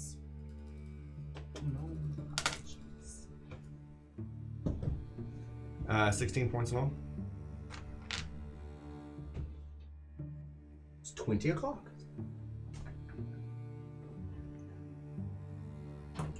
Rayano starts scratching at the hag. She starts to scream, kind of backpedaling, being like, no, thank you, I'm not into that. Green hag steps up to you. 19. Can she stop? Please. 5 points of damage. 18 4. You good. 22. Did I only take a 5-foot step? No, you moved more than that, but she only needed a 5 to get to you. Well, you moved. She was here, you were here, so yeah, to get theirs would be able to hit both of them. I'm sorry, to get there would be able to hit both of them. Which is what you asked. Okay. Oh, well, I moved, I think so... I think I took an attack. Okay, Oh. Did I tell you how much damage you took? The second one. Okay. To roll for the second one? You're gonna 21. hit me again? 21. Dealing 6 points of damage. I'm sorry. Yes. I'm just also sorry. More strength damage? Oh, yeah. It's 14. How you feeling right now? Rough. I mean, it's not bad. Part. Okay. What were you saying, Brenda? I don't have a message for you. Well, I'm currently dying, Delaney, if you'll give me a sec. Dr. Tone? I cast not dying. That is a cleric's job. Not a cleric. Partly. Bats. Mm-hmm. He can be two things. How much damage do you do, strength? 2? Yes. Just like he is a friend and a hero. A free-ro. A hen. A hen. I'm a pharaoh. Max is not looking good, buddy. Yeah, I think he knows that too. I thought you fell for a moment. Huzzah! Huzzah. I feel like it's time to use the scroll. I mean, I forgot that I had it, honestly. Like...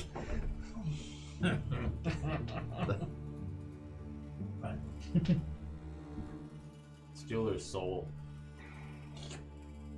That's a thing you can do. How you do that thing, I don't know. I mean, Cha.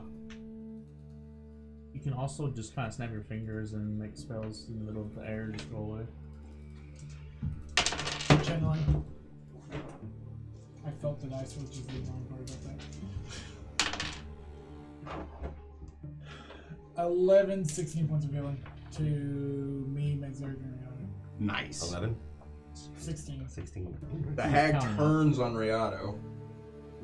Oh. Scabadios. Does a tool Yes. 32 hit Riato? Yep. Dealing 12 points of damage. Okay. Nat 20. Does a 20 hit Riato? It does not. Boy. 12 points of damage. Does a 15 hit It Riato? does not. Does a 22 grapple Riato? It does not. It does. She begins clawing down at Riato as he is shifting and moving. You just see this massive creature kind of rending the ground and kicking up snow as Riato keeps fumbling and rolling. As Riato tries to run from her, she grabs him by his tail and lifts him up, just holding him like a fish that she caught. It's your turn now. Move action, pull out the scroll of Flaming Spear, and I cast it, hitting her. I need a reflex save. The big one? Yeah. Oh. Do you need a roll to cast from a scroll? If it's on his spell list and a spell that he can cast. I can cast it. Dope. She needs reflex. She needs reflex. Oh, she is just eat up with reflex 12. No. Okay. She takes 9 points of damage. I need you to roll for spell resistance. Okay. D20 plus your caster. No. Fail. Okay. The flaming sphere, but I assume it wouldn't go anywhere. No, it just keeps going. Yeah. Appears. As you see it hit and kind of wrap around her, she turns around and extends her hand, trying to like rebuke it and push it back. Riato will attack her. Yeah, she is holding an angry cat. What is the negative? Negative. It's a -5 to your dex. -4 to dex. So if he doesn't use dex, No. he also gets only any natural attack. It's a good thing. So that one definitely misses. 13. That one misses. 10. That's a nat 1. That's a nat 1. And that's a 21. 21 will strike. Cool. You good? 7 points of damage. Go ahead and kill him. Rihanna? Yeah. You rolled two I just nat rolled ones. 2 nat 1s. Oh. Here comes some hurt. Did you not go 21. He's doing the thing. Yeah. 6 points of damage. Do not let 21. GM in your mouth. Highest was a 17. That will save. 14. So, you got 2 more points. She grabs you with both hands, clawing across you.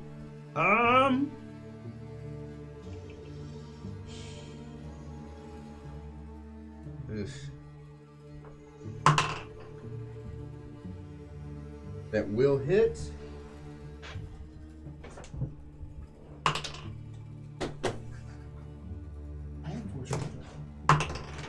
Oh wait, both Are of you those able to hit. stand?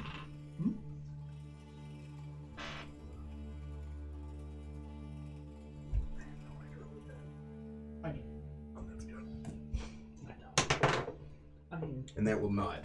McGuire fires 2 arrows, slamming into the giant hag. The giant hag kind of buckles and coughs as blood spatters on the ground, but she is still standing. Green hag already attacked. I accidentally skipped McGuire. Went back. Dr. Tone. so I'm able to stand. I have 4 strength, and I realized because of my equipment, I'm not able to move. Oh no.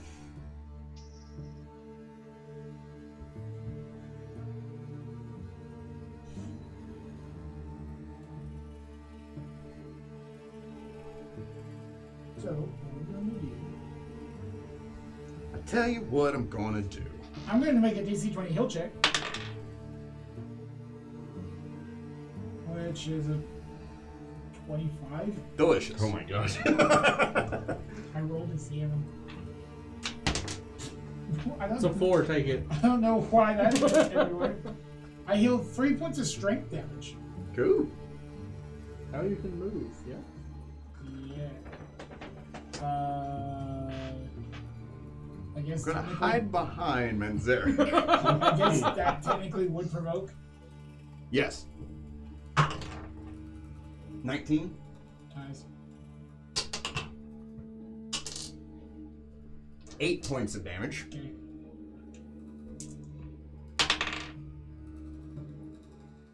$17.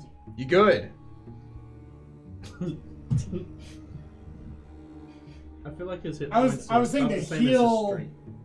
The heal would provoke, but Oh. I wouldn't hide behind Manzarek. I am going to move. Provoking, I am going to move next to Manzarek. I'm gonna hide behind him. I'm just gonna leave the area entirely. You know, And Manzarek, go take up you have knitting or fun. something. Dimension door. I cast it underneath me. I don't care where it takes me. Most everywhere is Comes there. out I'm on top of a sideways. volcano. I don't like that. It does do that. Do you take another actions? Yeah. That is a free action. Thanks. The big hag is going to continue attacking Reato. 20? Nope. Is that with his grapple? 20? I guess with a 20. It's Yeah, a it minus should be a 40 dex, so 22. it's 2 less on the. Oh, It's 2 less on the AC. yeah, it'd still be fine. She probably also takes Negatives. negatives, yeah. So She does. It's still dex, not strength. that's kinky. It's even worse. Kinky. Without the negatives, this is going to be a 31. To combat maneuver? No, to hit with the Oh, yeah, third that'll attack. 10 points of damage. Okay. As she like tries to bite him, but like he keeps clawing at her, she gets frustrated and just slams him into the ground with his tail. Human. Point of reference, she does have to roll to maintain the rank. Ayato's free. Woo! As she just kind of, Manzarek, you're up. So, let's go ahead with the fireball thing real quick still. That's a 23. To overcome. Yep. That will overcome. Okay. We will overcome. And that's 14 points of damage. Really? Oh my gosh. Okay. She looms over Rayato. As suddenly the sphere kind of wraps around her, she turns around and pushes her hand into it. As it begins to push back, you hear the sizzling flesh, the steam and smoke coming off of her hand. As she screams, the sphere engulfing her upper half.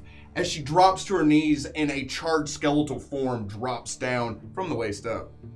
I go in on her, that corner. Not there, but over. Yep.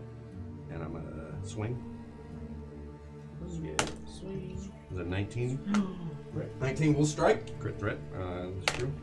Nat 20 to confirm. That will confirm. So confirmed. 8 points of damage. Delicious. I am not a scary frog, melee wise. However, You cast a rain of frost. However, Rayato is. Rayato will move to be flanking. Mm-hmm.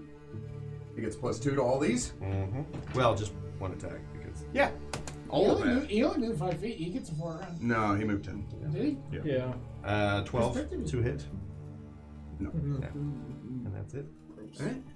She is going to swing at Rayato. Is that Rayato? Yes. Cool. Nat 20. That hits. Does a 27 confirm? It does. I need a fort save. Does a 16 pass? Oh, yeah. Okay. Dealing 14 points of damage. As she claws at Rayato, she spins around to try to claw at you now. 21. That will hit. Dealing 8 points of damage. Okay. And I pass that one if that looks like a 22.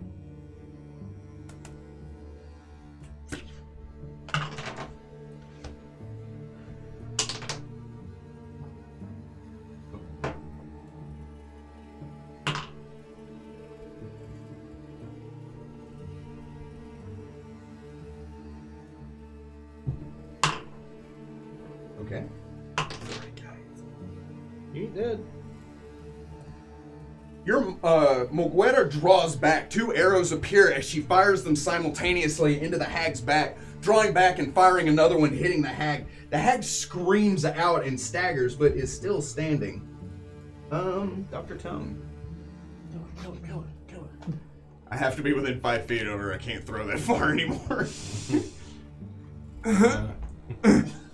I mean, with precise bombing, it's just a column of fire erupts. You do well with fire, It was though. like, ding, ding, ding. What does that do? Unless you're a monk and you're like, oh, ah. I did that once. You It did was do cool. that once, yeah. You don't really catch arrow. Roll anything, catch anything. It doesn't say arrow. It says object. A projectile. I'm gonna throw that bomb. That's a good. Precise bombing. That's a good. 14 to touch. Oh, yeah. Not by a lot, but you did. She takes 9 points of fire damage. Delicious. So just in rage, I just take this bomb and not even makes the right chemicals sort of spill, leaving a trail of fire behind. And it's not a spell resistant thing. Not for her. Only the big one. Oh. The potion strikes across her face. As it does so, she erupts in a column of fire. She screams out, dropping to the ground. And just like that, combat is over. Delaying for your benefit is not a spell. I make a chemical reaction that explodes. Nice. Everyone get really close to me right now, please. I would move towards Maguire as well. McGregor? All limp over. Taking that potion of Cure Serious. I do not get the bonus to this, but oh yay! 5, 10, 16 points of healing to all. Sorry, it won't be all of this. It's 8 to everyone gets 8 at least. How bad do you look? Not as bad as Regato. Okay, so I specifically hit Rayada with 16. Maguera, myself, and Manzarek will all get 8. 8. Thank you, Sean. You can tell that your brain kind of just like stopped and didn't want to. I have 8 strength. You took as much healing as you have in strength. Yeah, I felt like your strength level I was the also same realized as because his hit of- points at one point. because of reasons, my intelligence, wisdom, and charisma are all the same score. 27. I sure would hope so, but no. I was the only one who had the strength drain happen, right? Yes. Because I can do that thing I did to myself, too. The hags seem to have very little on them in the way of valuables. What's the black token? The fireball. And then it goes away. As they die, it feels as if you were standing, your characters don't understand this reference. You, however, it feels as if you're standing in a freezer and then you just stepped out and shut it. Almost immediately, the chill and cold of the air begins to dissipate. And even the snow, you hear like the icicles on the mouth of the cavern begin to drip as heat washes over and that same muggy feeling takes over. The hags had very little on them in the way of value. They had some fetishes, some bones, things like that. But you did find something that looks odd. You found an apple. A ripe, red, fresh, delicious looking apple that everyone can feel radiates some kind of magic. Knowledge, Arcana, or Spellcraft? It'd be spellcraft. Apple of poison. Nat 20? With a nat 20, Yeah, he knows. with a nat 20, you would identify as the apple of eternal sleep. This ripe red apple looks fresh and delicious. Should anyone bite into it, even a small taste, they must make an immediate will save or fall into an eternal slumber as though the witch's grand hex of the same name. The victim can be awoken by casting break enchantment, limited wish, or miracle, or by the kiss From someone of royal blood. Wow. This seems way too on point. Sweet! I would then, just sort of the inquisitive nature taking over, go towards the cauldron and sort of inspect it, the contents therein. Stepping over towards the cauldron, go ahead and make me a knowledge arcana. I do have detect magic, and that would assist and aid and do things. Add a cabbage to it. I detect poison on it as well, just in case. That was a nat one, a knowledge arcana. and that one. But my dice give it. My dice give it. Delicious. I'm trusting you wholeheartedly on this because I don't know anything about the arcane. Stepping up to the cauldron, you know these hags had to be here for long extended periods of time. You know that this is where they would probably chant and create the snow, right? And so they get hungry, correct? And looking down into this bubbling green thick mixture, you're like, that is butternut squash soup. Rich and delicious. Are you detecting poison? So I was detecting poison and magic, you know. Stepping up to it, detecting poison and magic, it has remnants of magic. It is a spell component for witches, otherwise having no real value even for a spellcaster. Okay. Only for a witch's coven. However, the contents in it aren't a true poison, but you believe that anyone that eats, drinks, and consumes, touches, smells, or tastes this mixture will probably get sick. As you see me pull out a ladle. Not today, friend. Ladle, You ladle, just ladle. Joey from Friends. Doesn't everyone keep one with them? What are we having? I try to knock it over. That's good. It takes a little doing, but you are able to. Does this continue onward or? No. It's that. And then there's this big open. Roll me a perception check. Am I now in the swamp again? Yes. This dice, man. This dice man. Dice man. 19. As you step and you kind of like survey this cooled area that stretches out before you, this is a relatively dormant volcano.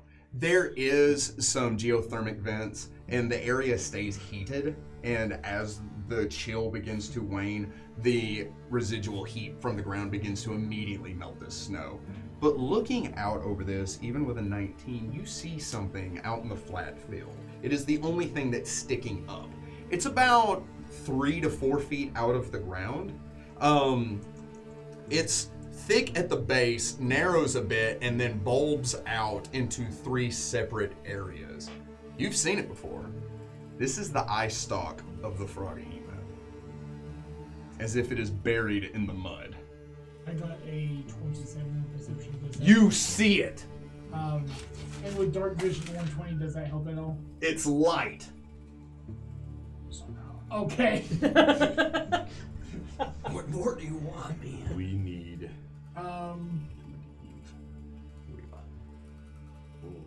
Does it? That would be my question. Does it look dead?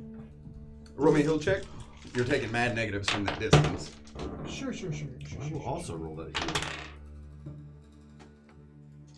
So hear me out. Okay. 24. 24. At that distance.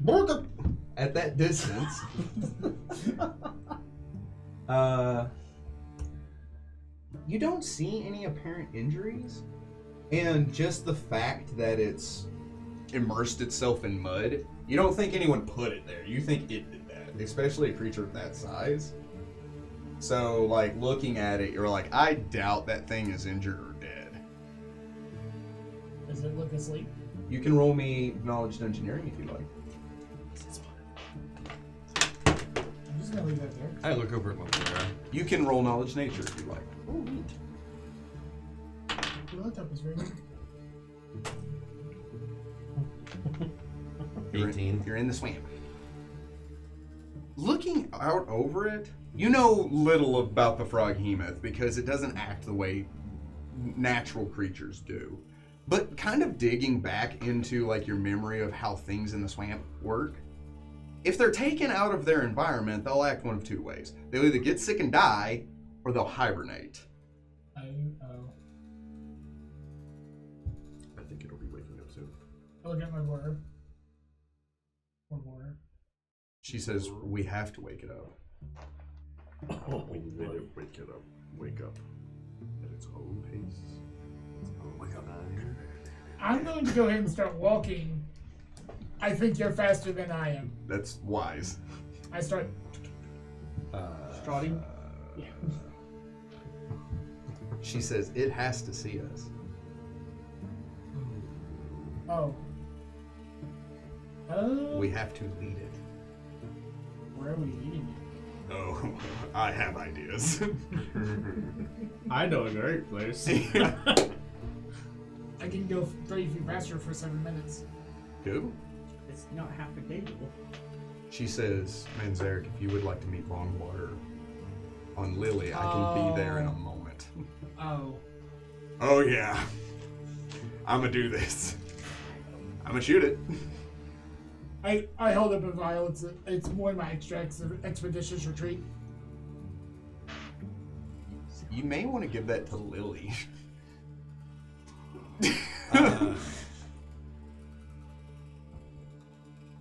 Lily, sweetheart, open wide. Oh god, I needed that How vial. far away can you go from it 400 to shoot? Like 6. Let's see. Like a million alligators? She says, I can probably hit it from the mouth of the cave. Plus, I have unlimited arrows. I can. So if I miss... I can stand up here on Rayado, and we can run down to meet you. I like that. I cannot explain to Bogard the situation that he's about to find himself in. Shock, start the plane! Because I can cast Cheetah Sprint on Rayado, and we can go. Holy cow. We can go No, 600 Cheetah. feet in one round. Holy cheetah. Why don't we cast that on Lily? I can't. I can only cast on Rayado. It is a personal spell that I can cast on my animal companion. Why can't Bongwater cast it on her? Shane here asking the real question. Yes. I sort of hold out a piece of paper. Can you write down in Grippli the plan so I can show this to Bogard? Problems. Wait. You're very useful with that spiritual hand. Ribbit, ribbit, ribbit. ribbit, Checks ribbit. up. And then a picture of you on the dinosaur running. So I get on Rayado, and I stand on the cliff, and I wait for her to shoot it. I go to Bongwater and I use my climbing rope Mm-hmm. to like sort of attach itself to Lily in such a way that we can climb up and down Lily with it makes it an easier DC. Okay. It makes the knots. Yeah. I got you. And I show Bongwater that. Cute. Did you I- do that? I can't understand them anymore. Oh. Ribbit. And I show him this potion. And I sort of like, no, her, Lily. I point to Lily. Oh. I spend another minute making You probably have the time. I mean, Okay.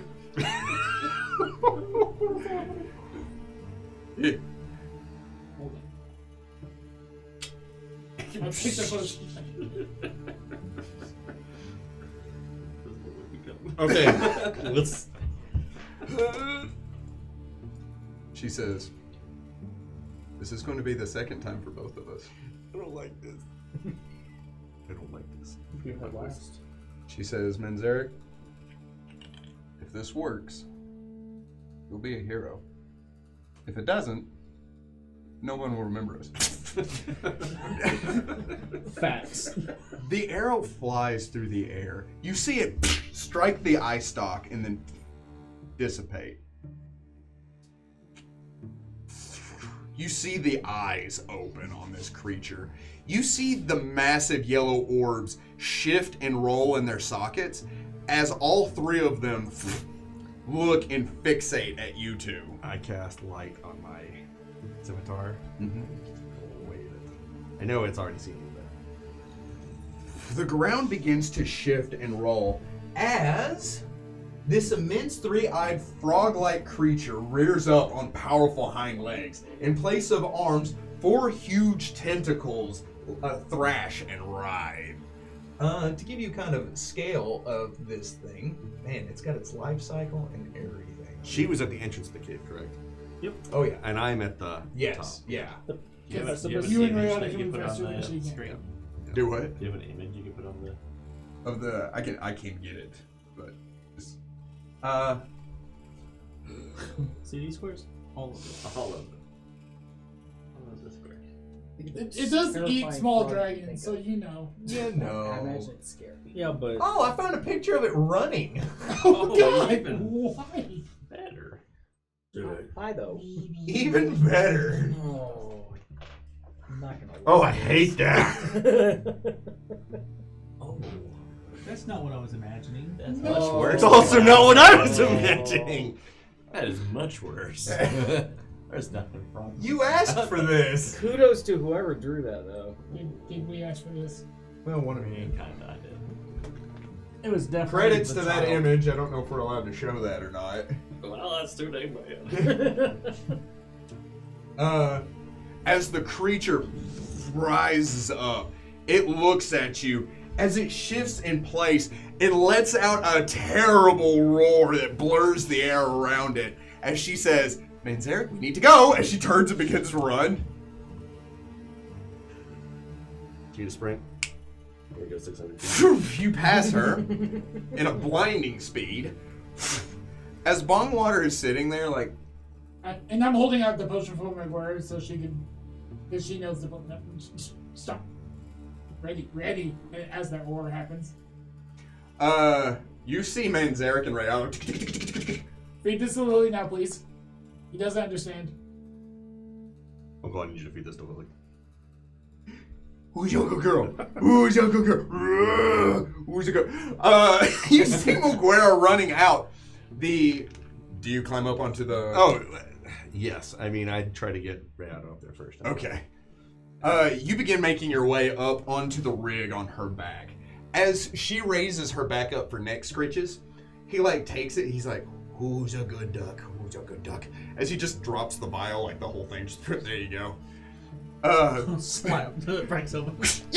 Muguera runs out, grabbing the rope. As she begins to pull herself up, she says, go, go, go, go, go. He says, why? What's the problem? Froggy myth. That roar echoes out, and he goes, oh yeah. He says, Lily, yeah! Lily shifts and begins to charge forward with Swamp Stride. She does not treat the area around her as difficult, as she begins to plow into trees and foliage, running directly south, as you're kind of like, hey, we're making good progress. You look back as you see the Froghema stand on the rim of the volcano, look to either direction, and then sees Lily in the distance, roars again, and begins to charge out after you. And we're going to take a short break, and we'll be right back. See ya.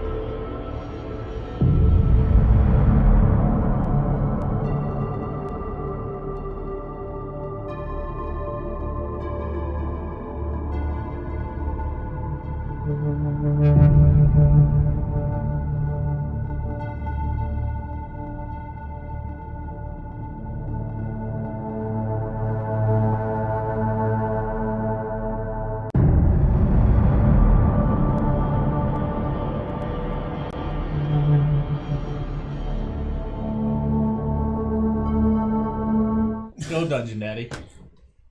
Shane is part hyena. Anyway, he just laughs uncontrollably. And we're back! Yes, we are. Now back to the A-team. Perry, Damon, and Ragnar, you find yourselves face to face with Bombrak, the Priest King, a massive army of Bogards, and one very large, evil-looking creature. I believe last time somebody got a nat 20 to identify what this thing I think it was me, actually. It was both of us. No, it was not. It was me and him. Are you sure? Positive. I know it was me and someone else. Amos got a nat 20, I remember. Everybody got a nat 20. We all got nat 20s. Yeah, because he laughed, because it's not a thing you can actually do. And I remember being like, I will tell you everything you know. So, it's not like it's on film or anything. It's not. It was after. Do what? It's It's not. Oh, it's not? What? It was not on film. I just remember it. Okay. Not me. You on go it. ahead, keep going. So, as whoever got it Two of us. There's two of us. focuses, or none of you, and that would settle that. We would just move on. You begin to kind of close your eyes as the Priest King stands atop his rock, extending out his hand with this hideous frog-like laughter, if you can imagine what that sounds like. You feel this energy kind of seeping up through the ground and washing over you. It's that same kind of energy, Damon, that you would remember feeling as the green speaker touched you, and that natural energy that permeated from the staff she carried. As if the very ground beneath you began to aid you in knowing what you were looking at. as if the swamp itself did not want this thing here. I had described it to you previously. Bulbous, 3 eyes, gigantic, wings, Tolden, dragon-like. You would know, huge and hungry, Mabogos merge the features of gigantic toads and swampy dragons, and lair in the deepest, oldest parts of the swamp. Here, whole tribes of Bogards serve the beast's fickle, capricious whims. You may ask with your nat 20. Let's see, that would be... I'll give you 4 questions about the Mabogo. Weaknesses? They have no weaknesses that you know of. That's their weaknesses, HP damage. HP damage? Special defenses. Like you're looking to lead. Coming at you and hold briefly for a second. Exactly. Everybody's looking. Wow, both of you. A Mabogo, as far as you know about the Mabogo, Is they have no special defenses. Okay. What's its CR level? What's his HP?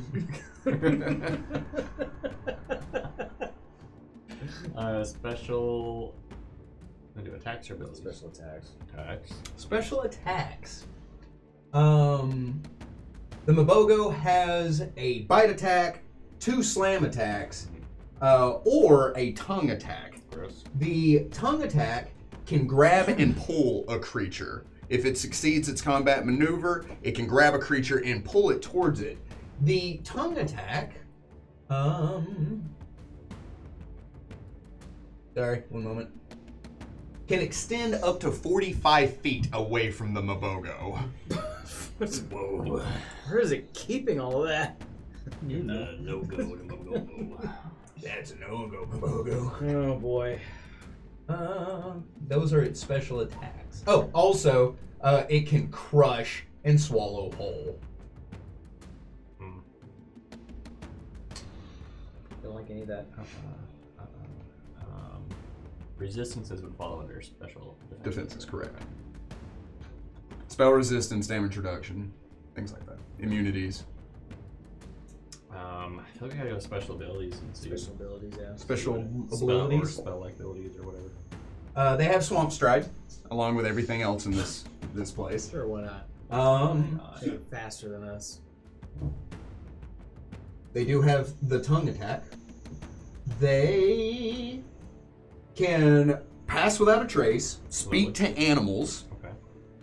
constantly. They always have that. At will, they can charm an animal, create water, or use sound burst.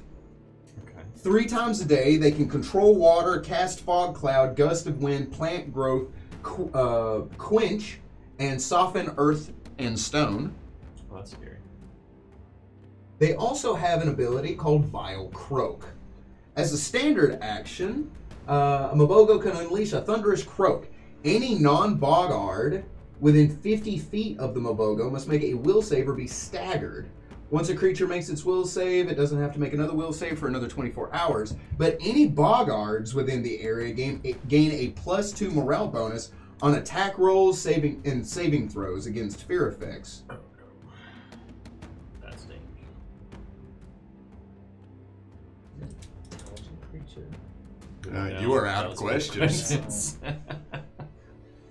But if they can talk to their animals, Maybe. it seems to imply. The Priest King steps up, right? He says, Some really cool stuff, I'm telling you. he says, "So, this is the foe of Gogunta." When he laughs, you see his vocal sac kind of jiggle under his chin. He says, "Pathetic. I, though, am not without mercy." He says, touching his chest. He says, "Gogunta and Mabogo have demands from you." You see the Grippli begin to part as the green speaker steps up beside all of you. in common, which it seems to be the bridge between Bogard and Grippli, because it seems like they don't want to learn each other's languages, even though they are very similar. She steps up and she says, "And what are your demands?" You mean the demands of Gogunta? Says, firstly, I am aware that these outsiders carry with them a special artifact. A key, it is called. We demand that. She looks curious and then looks at you three like, what is he talking about? How do you have information about the keys? That is not part of the bargain. So Gogunka is the head of this area.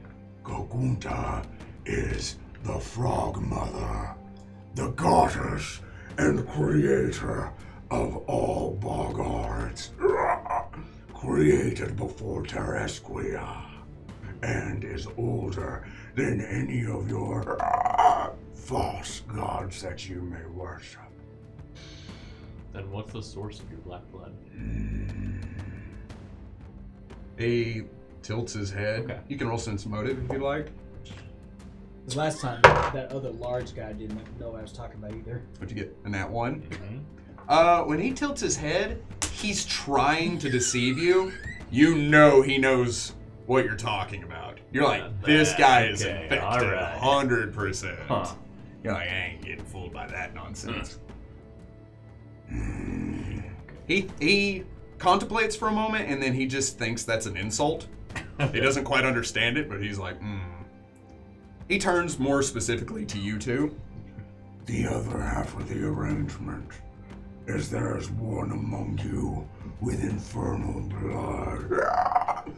We demand his head. Should we tell him that both of those things are not here currently? I'm so glad I went this way and not this way. And for this, the Bogard have invaded the land of the Gripplis. No. For our birthright, we have invaded this land. For our birthright, we have taken back what is ours. I glance down, trying to catch the green speaker's eye to see if she will elaborate on what he's talking about. The Bogard believe they own the entirety of this swamp. They believe that Gogunta is older than all deities. The first being born were these. She gestures to Mabogo.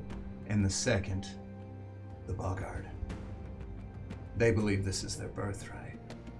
Why they want someone of infernal blood or the key, I have no idea, she says. If they were the second created, you'd think they'd be a little more advanced. She goes, you got a point there, yeah. They kind of ugly. Oh, ugly. A little frogly. Hundreds of miles away.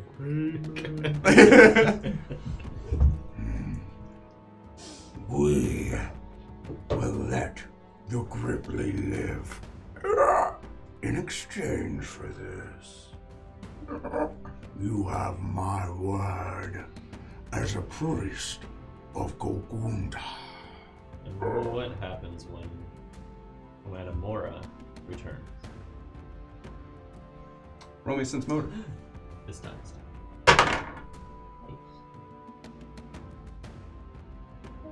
24. With a 24, he puts on this air, right? And you can feel he is lying. This is a bluff. Kameramora has been slain by Mabogo. Oh, you're scared. When you say that, Mabogo dips its claws into the ground and gives that hideous roar again. The Grippli all kind of shift back as it moves forward, stepping up beside the Priest King, the top of its head being here as he stands on the rock. He looks down, he looks at you. He seems much more confident from that, but you know what he's saying is bullcrap. What's the the distance between Mabogo and the rest of us? About 20 to 30 feet. I step in front of the Green Mother. That is the frog dragon thing. Or Green Speaker, sorry. I step in front of the Green Speaker. You have until sunrise of the next day to meet our demands. There is no need for any further bloodshed. Sunrise of the next day. So we got tomorrow and then the sunrise. So we have 2 days. May I speak to someone smarter? We agree to meet again on condition that you release the Grippli you have taken prisoner and now hold in an encampment. Bombrak kind of snarls. We will not meet. The Priest King extends his hand. We find these conditions acceptable. Bombrak looks up at him and looks back down at you. Alive. Of course. He snaps his fingers. Moments later, you see several Bogards pulling Grippli with ropes around their neck in a chain. As they walk up, the Bogard walks directly in front of all of you, and with a hard pull, several of the Grippli fall to the ground as they begin to get up and scurry over. The Green Speaker gestures as several of her kind go to grab the Swift Tongue and move them away. See, I am a Bogard of my word. 12 hours. We will see you on morrow. The next day is tomorrow. He steps down. As he does so, out loud, you hear him say, Circle the village. as you see the Quetzalcoatlus fly up from their perches and begin to surround the village, several of the Bogards grin, kind of like a bully on a playground, as they peer at the Grippli and begin to surround the village. And they begin to set up camps just right there. No one leaves. The Green Speaker looks at the ground. Back to our home, she says. I get down on one knee before she can walk away. We will fight, but ultimately we will not make out the demand for us your problem. We will figure it out on our own. But until then, we'll stand with you to defend the village. We'll see what happens tomorrow, though. A council, she says, in my hut to discuss what we do next. Yes, ma'am. So that didn't go as planned. Well, I they thought did. you said there was fewer. Didn't attack us right off the bat. Huh? Fewer? There were dozens. Yeah, that was definitely more than dozens. At least dozens. At least 50. This village would have never have lasted without some intervention. No, if they decided to go on the village, it would have been over. At least now we have time. Assuming they hold their word. Well, should we at least see what the Green Speaker has to say? Yeah, we still have the poison dart frogs. What? Whatever they're called, I can't remember. Of the Death Yeah. Eaters? Death. The Death Eaters. We've been copyright struck. My happiness! That's Death Soul Touch. Eaters to Yeah, begin with. I don't watch it. Death touch? Yep. You can't hear anyone? No, that means instantly dead. Yeah, Death Touch. Can we possibly sneak out a someone to try to communicate with them? We done had somebody sent, from what I recall. Yeah. They were a day away, so given the fact that this took part of the day, hopefully they can come in and aid at the same time. If they're able to convince them. The other thing we're hoping for is that Dr. Isaac Tone and And Zarek can come back. They know we're here. Yeah, but we were supposed to meet them back at the Sacred Pools. The hope is if we're not there that they know that we should probably be here. Again, it's a hope and a prayer. Worst case scenario, we can take out the big frog dragon. We'll take out most of the threat that's to the Grippli. Yeah, the Bogard. It's never the largest you need to take out, it's the leaders. Take the leaders out, you take out their command structure. I think that it would still fight, even without the Mabogo can priest. enhance all the abilities and reduce the Grippli, so... But he would fight everybody, he would have no command. But if we're also taking on the big guy, I think Gripplies would be more willing to back us. You saw how scared they were of it. We can't ignore the fact that we all know who the one with infernal blood is. Yeah, but they're not getting my head.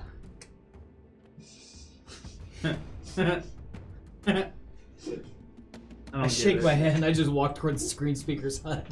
Green Speaker's hut. Cool. Yeah. No. Chapter 2.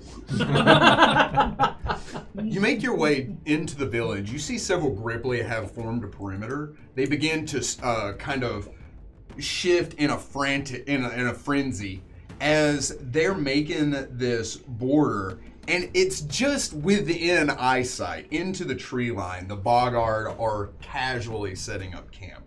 They look overconfident, but their numbers, the mixture of the Quetzalcoatlus that are perched just outside of the village peering in, and the Mabogo that is chilling out somewhere in the swamp, has got them all the Grippli on edge. Heading into the hut, even in the small amount of time you took to discuss that, as you approach, you hear several angry chirping and rivets coming from the hut. You can understand that there is a debate going on inside on what to do next. As you step in, having had spent enough time with Manzarek, you can kind of see the differences in these Grippli. They're not all just frogs. You can tell that there are distinguishing features among them.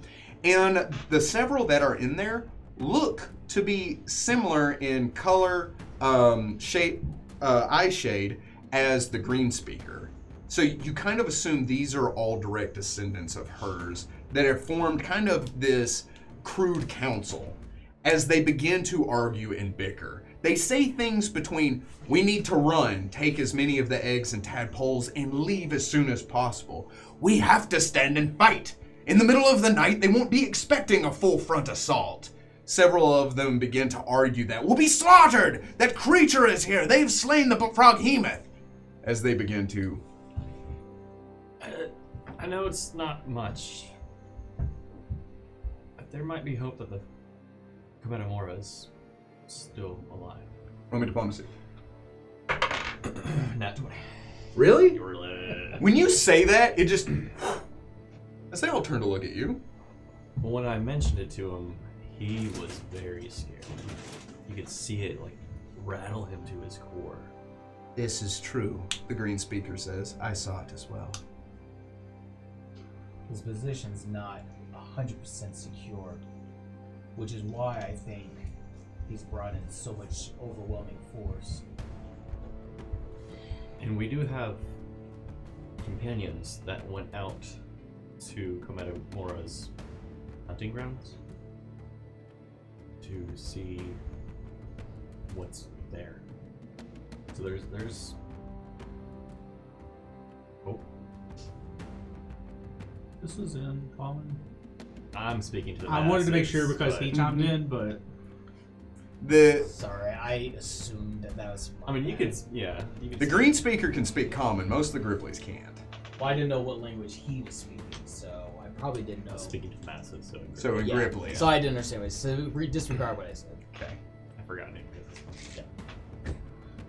that's why I'm like, Can we get? How about sense motive? Can I get a sense of the tone? You can sense notice. 10. 10? Yeah. Yeah, very. Is that you? It is. What? The thumping? Oh, What? I knew what you meant. Be me. So with a 10, you're like, yeah, these are a lot of Gripplies. Lots and lots of In common, Gripplies. there's about a 50-50 divide on running or fighting, and then when to fight.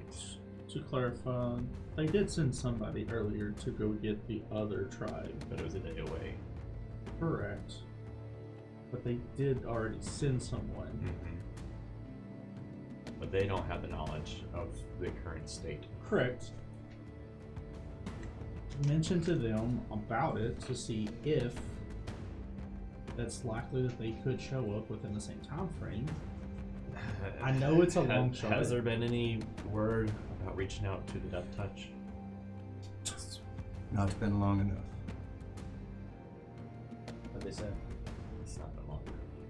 So what option, in common to the agreed speaker, what options do we have besides us just sacrificing ourselves? That is Oh. not an option, she says. Not in a benevolent act to save your friend, but I don't trust him or his word. I don't even trust that we have the full night to plan this. They pulled back because the magics and strength that you had showed staggered them. They know they could overrun you, but to save numbers, we still wouldn't have won that fight. She says, you are injured, and I have much work to do. Give me time, and I will reach a decision tomorrow. We don't have time, another one shouts out. She raises her hand. I have spoken. Should we prepare before the first fight? If we rest now, I'll walk the perimeter, see if I see any holes that we might patch up. But Pay attention to how far apart their encampments are. There may be a way to divert their attention to not deal with and you're familiar forces. with like tribal anthems and And we- tactics, maybe. And we need to know where that giant dragon frog is. That's the least of our worries. If it is not on the border, it would take too long for it to get there. Well, knowing where it might come through. The likelihood is it's going to be in the same direction that it was at. It's not going to be on the backside of the village. Still, I'll feel better knowing where it's at. I'll use my time right now to prepare better tactics with our magics. And I guess hope we don't get ambushed in the middle of the night. Very well. Is there someone who can accompany me to translate while I talk to people? So your soldiers, your sentries. She turns and gestures to Grippli standing off to the side. This is my granddaughter, Bria. She will accompany you. She can speak the common tongue. I, get the customary Just a car. Justicar greeting. Honk honk. I hate you both. I just want you to know that. I know. Next time we play Rocket League, I'm running into all of you. Alright. Freya, She steps up. Yes, I don't speak Grippli, I'm aware. it's crazy. But it would at least alleviate some of my worry if I had the opportunity to try and help get things set up for the night and possibly defense. She nods.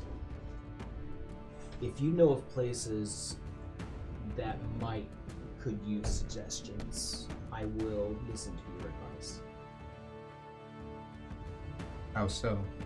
Places where the Grippli don't have as strong of a defense I might be able to help out. I fear that may be the village. If they attack us in the middle of the night, I don't think any of our defenses will hold up. Everyone will retreat to the birthing pools, and that's where we'll make our last stand. Then I need to speak with your archers, or at least their commanders. She nods. You step off to prepare? Yes? Yeah, I'm going to try to get a full rest to prepare new spells. Okay. You move with the archers. What do you do?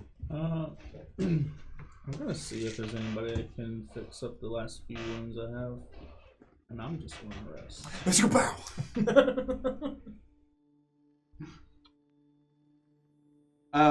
What do you say to the archers? So, I was speaking to the commanders, and as I'm walking with them, I'm going, I hope my lessons paid off. Just thinking back to everything that I went, all the learning, all the classes. So basically I tell them, and this is just generalizing, I'm not going to say this in improv because I'm trying to figure out how to put this in. I'll try to do this. In classic warfare among humans, the foot soldiers are positioned in the front and the archer and the ranged attackers stand far to the rear. I imagine that's much the same for you. That was demonstrated in this previous battle. Okay. Well, what will happen, or what's happening right now, is we face an overwhelming force.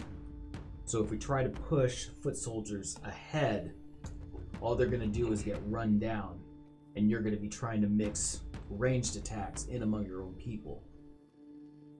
What we need to do is called guerrilla warfare. No lines, no ranks. I need pockets. There need to be pockets of archers spaced at irregular intervals around the village, because we'll probably have to let them through. But what we need to do is we put them in a position where you have the high ground over them, which means taking to the trees and letting the foot soldiers bait them in. So you want this battle to take place in the village? The way it looks, you can waste a lot of lives trying to keep them out, and inevitably they'll push through anyway. I don't know how many of you saw, I look around at all the group, I don't know how many of you were there and saw the size of that creature that was with them. What if we don't have a battlefield? What if we don't have a battle map of the entire village? Oh wait, we do. Dun dun dun. I'm trying to give a tactical advantage and preserve lives at the same time. If it comes to an attack on their part, you need the high ground over them, and the foot soldiers can bait them in. What about the Quetzalcoatlus? That's a problem because we don't have anything in the air. And I don't know enough about them to be able to make a plan for them. Roll me a diplomacy, and you will have a +5 to this.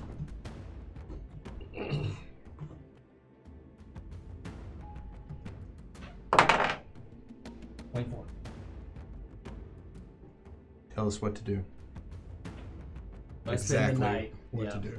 I spend the night drawing diagrams and asking advice and listening to them because they know the area better than me. So your idea is let the Bogards rush in. Yes. Do you want to start an attack, or do you want to make it out as if you're going to give to their demands and let them be ambushed? This is why it's going to be important to keep people watching the entire night, because if they do attack ahead of time, we need to be ready to put up a token defense, enough for them to think we're serious about holding, and then draw back. I got you. Not trying to risk as few lives as possible while making it seem like they're winning. I love it.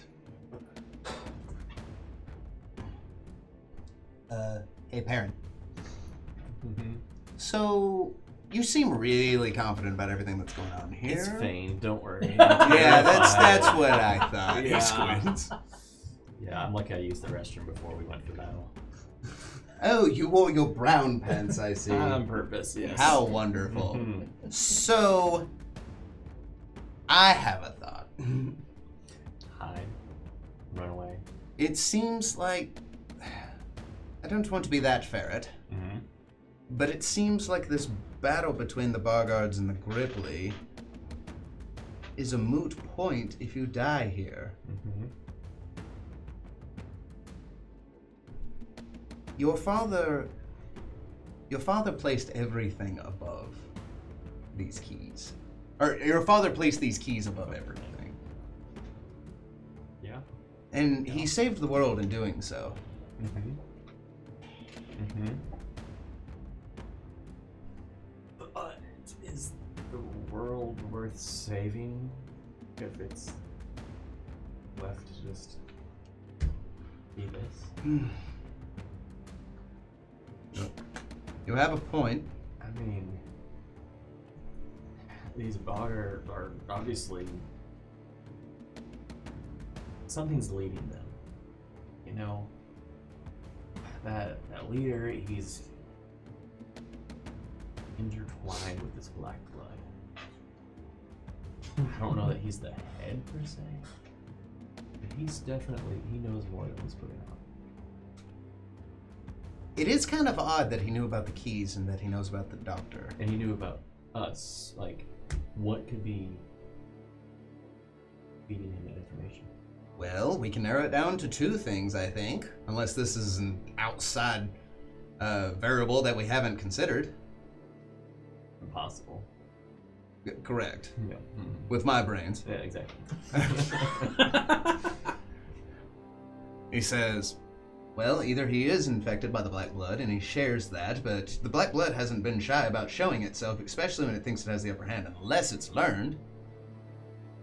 Or it's Handsome Joe. He seems to have some kind of obsession with the doctor for some reason. And he has reached out to Damon.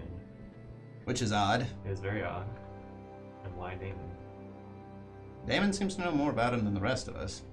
And he hasn't really talked about it. Yeah. I say we kill him. Handsome Joe? Whichever. Oh. Oh.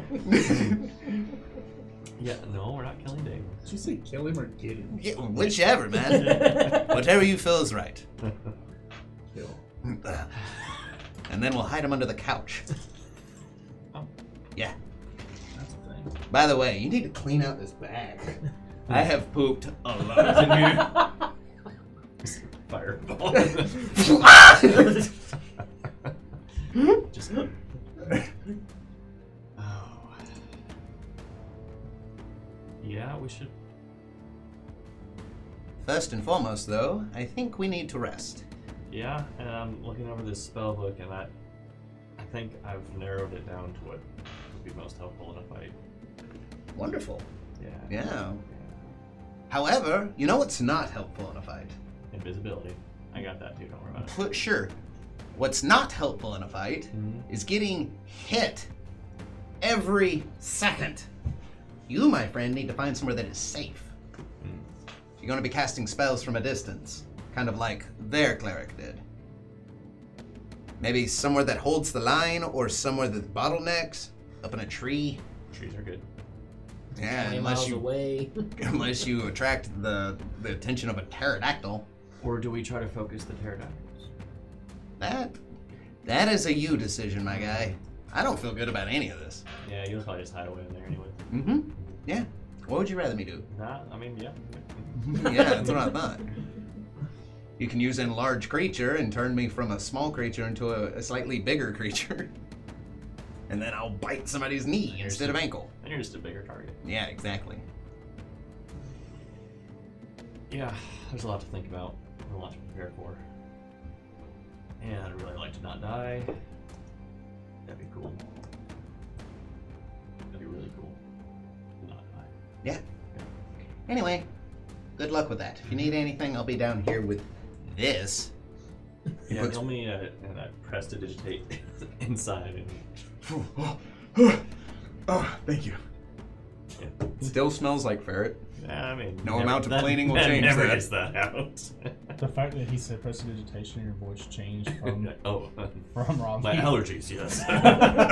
Oh, wow. I am a ferret. Indubitably. Indubitably. Yes. So I'll just continue preparing and thinking and trying to strategize. Good, great, wonderful. Yeah. As you sleep, you feel somebody poke your forehead. When you open your eyes, you are in that same cold, black void as Ragnar peers down at you. What are we doing here, Ragnar? What are you fighting for with all this? We have somewhere to be. We have a job to do. The first I've heard about that. Oh, you've known this entire time. I told you to go north. And you have done nothing but ignore me. Why fight for these frogs? This swamp?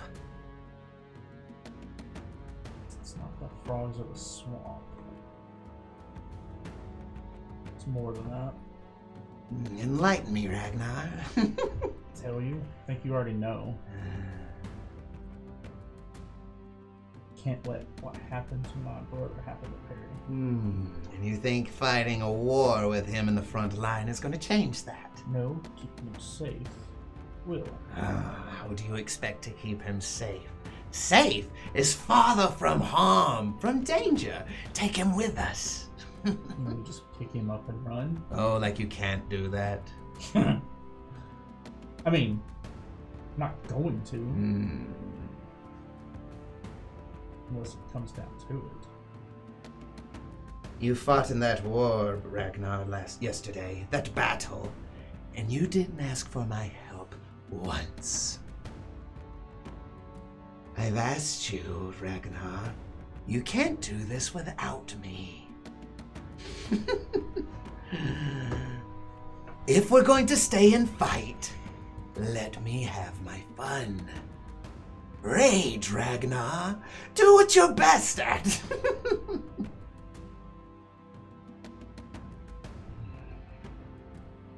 The people that are fighting against the Gripplis, they mentioned something about the keys.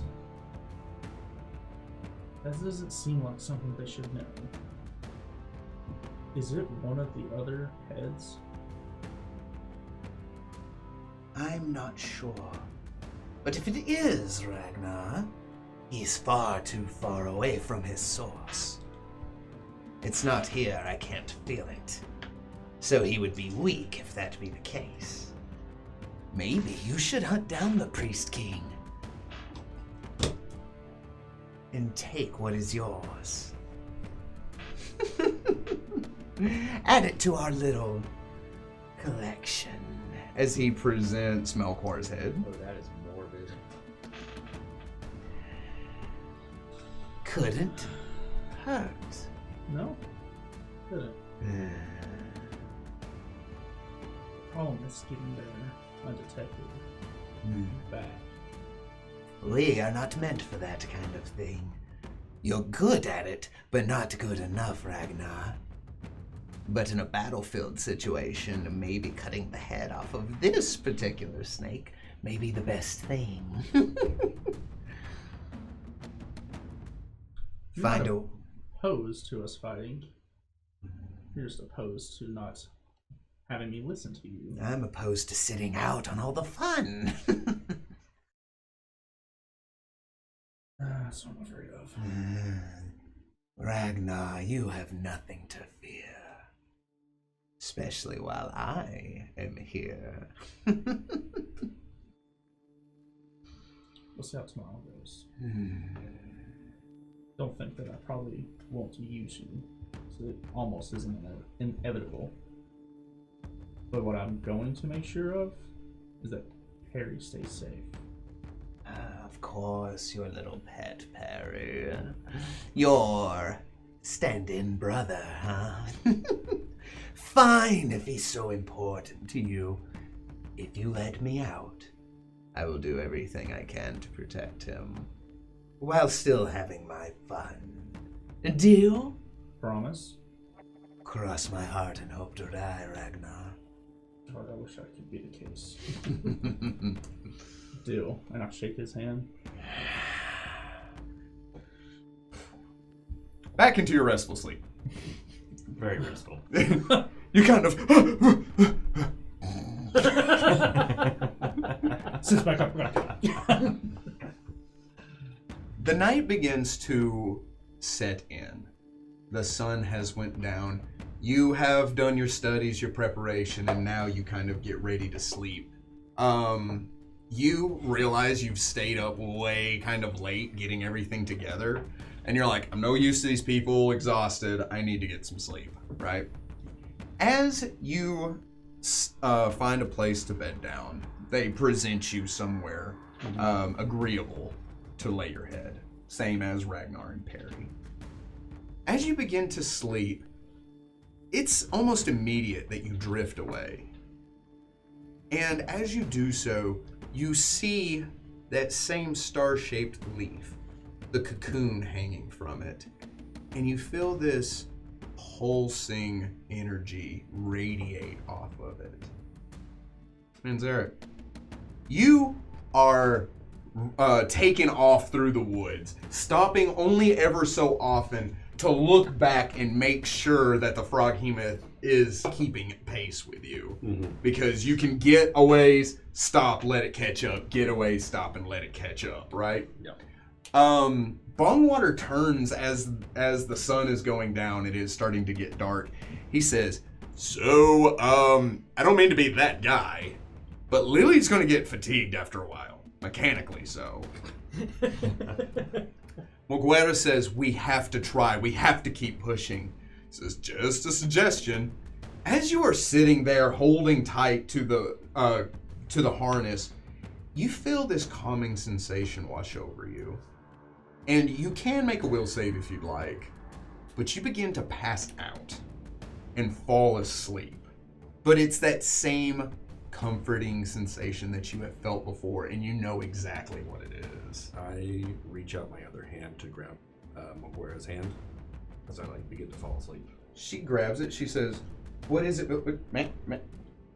And you just kind of jerk. She's like, "Whoa!" As you go to fall off the thing, and she pulls you back up. She says, "Manzarek." She's like, now is not the time. Dr. Tone kind of starts slipping off from the harness, and she's like, and she just kind of steps on his cloak, keeping him from shifting off, and she's like, what is happening? As she tries to lash you to the harness. 4 hours go by, and you all wake from a full rest. Ooh. All right. Ooh. Hi. I will need the three of you to roll me a perception check. What's a nat 20 get me? So much. Okay, because I didn't roll it. I didn't think so. Nice. Kill for 26. 14. Things happen. 17. So with a 14 and 17, you two you wake up from that 4 hours of sleep. You see it's still dark outside, and you're kind of in a short panic, and you're like, wait, it's still the night. We still have time. Even looking at the moon and stars, kind of getting an idea of where you are, you're like, okay, we're fine. You open your eyes, and you kind of, through that immediate vicinity of Wormy, begin to understand why you had such a quick and restful sleep. And you're like, oh, nice. As you kind of sit up, and you look to the corner, and it's kind of like that paralysis demon moment where there is someone sitting in the corner looking at you.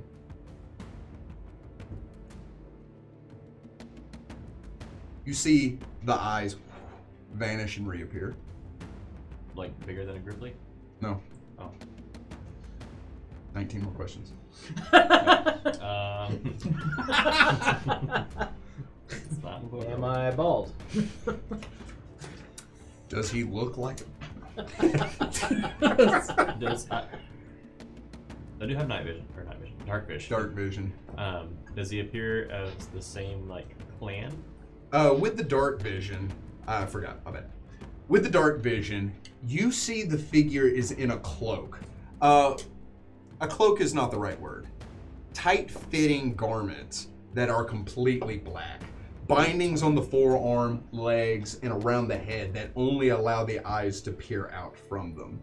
They are crouching down and they have a sickle in their hand as they are looking at you. The hands are far apart, and with that observation, it's black and white because it's dark, and so you can't really make out the color of their skin, so you're not entirely certain. Did they see you come in Grippli? They stand up. You're more observant than your friends. No one saw me come in. Is it just you? No. Do you understand what's happening? Better than you do, as a matter of fact. Oh. Enlighten me. The Death Touch are here. And we've come to help. We have been told to keep you three under check. We don't know why the Bogard want you or this artifact. And so, we are keeping our cards close to our chest. So the best thing for you to do is sit and wait. Not help? Not yet. We're waiting orders. From our green speaker.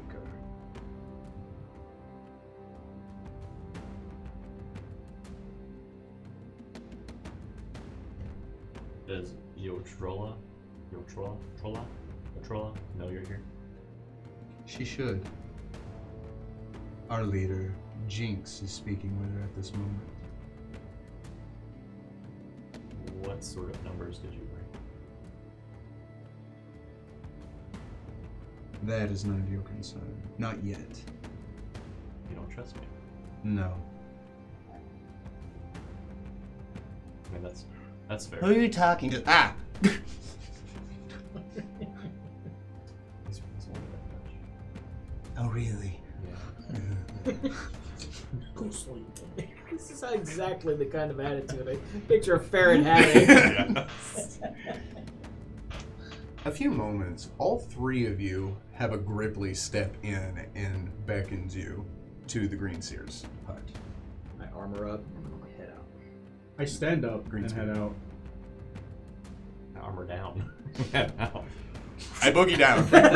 I'm in a link lock. I am one with the Grippli. I'm here to Beowulf this situation. Just give it a punch. You head in that direction as you see the Death Touch Grippli kind of like shift and move out and disappear into the shadows. You make your way into the hut. As you step in, you see, you all three as you step in, see, yeah. You see the Green Speaker sitting on her throne. You see several of the other Grippli Council around her. And you see standing next to her another Grippli, this one without the bindings around her head. And she has electric blues and yellows in the color of her skin, and her eyes are a bright red as she looks out over all of you. Hesitantly advance toward the circle. Is this the hill? My name is Zappa. I am the leader, or I am the daughter of the leader of the Death Touch tribe. Jinx, I presume. I kind of give a short bow. Yes. My mother is not here at the moment. She has other things to take care of. But as second in command, I've been sent here to assess the situation. What do you think? What is your opinion? Opinion is, even with our help, we are still outnumbered by the Bogard. She says, the Krokala have cornered themselves and asked us for help, despite their high and mighty standing. We have not said anything that we don't believe to be true, she says to Zappa. Zappa kind of like shoots her a side eye, and you feel like strong tension between these two. If that is the case, then why need our help, the such lowly death touch as us? If the roles were reversed, it'd be the same. And You think the Crocala would come to our aid? I don't know. We didn't even know if you would come to theirs. the land, if overrun by Bogard, is not a land for any Grippli to live in. Besides, Damon, you were given an interesting point that you guys might be exceptionally great at. She's also speaking common, by the way. Yeah. Okay. Because she's addressing you three specifically. And the other Grippli are now in your position. Exact face. You mentioned guerrilla warfare. We're frogs. Froggy warfare. total annihilation. They're still frogs, not toads. But the Bogards. Totally dead. Alright, I glance at Zappa and I'm like, I am unsure how to address you. What would be most proper? Zappa's fine. Mr. Zappa, this is not a winning situation in an offensive sense. We can't meet them head on. They have air superiority, they outnumber us, and once again, that I'm still very worried about that giant creature that they brought with them. We're aware of the Mabogo. Do you have a way to neutralize it? Unfortunately, no. Okay. Our natural venoms and poisons, she says, are lethal to creatures of our size, but something of that nature, we can't depend on it to kill it. Then we'll set that aside. We'll treat it like a natural disaster. You can't predict it. You can only deal with it if it shows up. My proposition, I catch the green speaker's eye as I say this. My proposition for the defense is more in the nature of guile than it is on actual tactical warfare. Green speaker, I've spoken with your ranged elements, and I'm going to position them in the treetops. Your foot soldiers, and I explain the plan. Mm-hmm. And As if you had a battle map. As if I had a battle map. I kind of draw it out. Yeah. And so, and we'll let them through with the Damon, intention. one thing, where does the catapult go? Catapult? What catapult? The catapult. We have no cats. Nor any way to pulp them.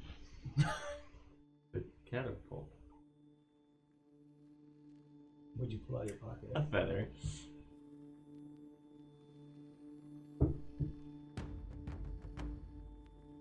It'd be better from a high position. Like in a tree? Or a hilltop. I was being sarcastic. Top of a cliff. I'll speak to you later. I don't know how to use it. We'll figure it out.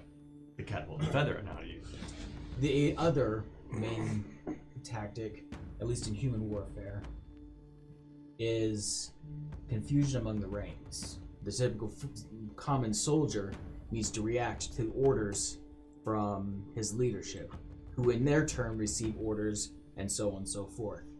What we need to do is we need to cut that line of communication. That means we need to be able to systematically take out their leadership, even up to and including their highest leader, that big War priest? dude who was the big dude. That's totally, fantasy talk. That big fella who was talking to us. If we can take him out, all the better. But the main thing is to keep them from being able to be organized. That, unfortunately, you hear at the door as another Death Touch steps in, She undoes the bandages around her head as she stands up. She's a little taller than Zappa, but she is wearing much finer garb, and you can even sense magical items off of her. As she steps in, she says, "That's where I was just now. I was trying to find the Priest King. Slit his throat in his sleep. Unfortunately, that is beyond my ability. If I were to alert them of such an assassination, I would be killed and they would overrun the swamp." She says, also, overhearing your plan, she steps up next to Zappa. "You're making a lot of assumptions that we are going to help you." Yes. She says, "A swamp full of Bogards. Why wouldn't we just wait for you to fight them and wear them down and then clean up after? We would get your birthing pools, your village, and everything." The green speaker stands up. She says, "I will die before the Bogards get it, and just as well before you touch our birthing pools." She says, "That's the plan." Am I hearing things? I look at both of them. I stand up and I show no deferential this time. Am I hearing things? On the brink of war against a common enemy? You two are gonna go at each other? I look at Jinx. She didn't want to ask you to come, but we were able to convince them that you had a common enemy. I look at the green speaker. She is not your enemy. She should not be your enemy. You're acting like humans. Common humans who would rather fight amongst each other for their own pride than place the welfare of their people and the land that they inhabit together above their own petty differences. You are both Grippli. I don't care if you're Death Touch. I don't care if you're Krokala. To me, you are Grippli. You are one. You have honor, respect. I've tried to approach you on your terms. And in my turn, I need your help. We need your help. We could just leave. Shut up, Ragnar. Kill him, Ragnar. You see Ragnar go, "Did they hear that?" He's like, I don't say that, but my foot kind of lashes out and I just kick him in the shin. No. And? Green speaker. Of both peoples.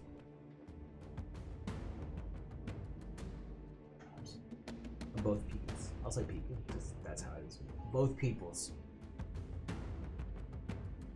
Inevitably, even if you're able to take over the Krokala village if they fall, you've seen what the Bogards have brought. And I've seen for myself that what leads them is a much, much bigger problem than even just that. The green speaker has seen her too. What lies beneath the tree. She turns to look at the green speaker. The green speaker grips the staff and looks at the ground. Roll me a sense motive. Anybody who would like to. You're not there. Stop that. maybe he is. Nat 20. 18. 22. You wake up 4 hours later. I've had a vision. 22. 22. 18.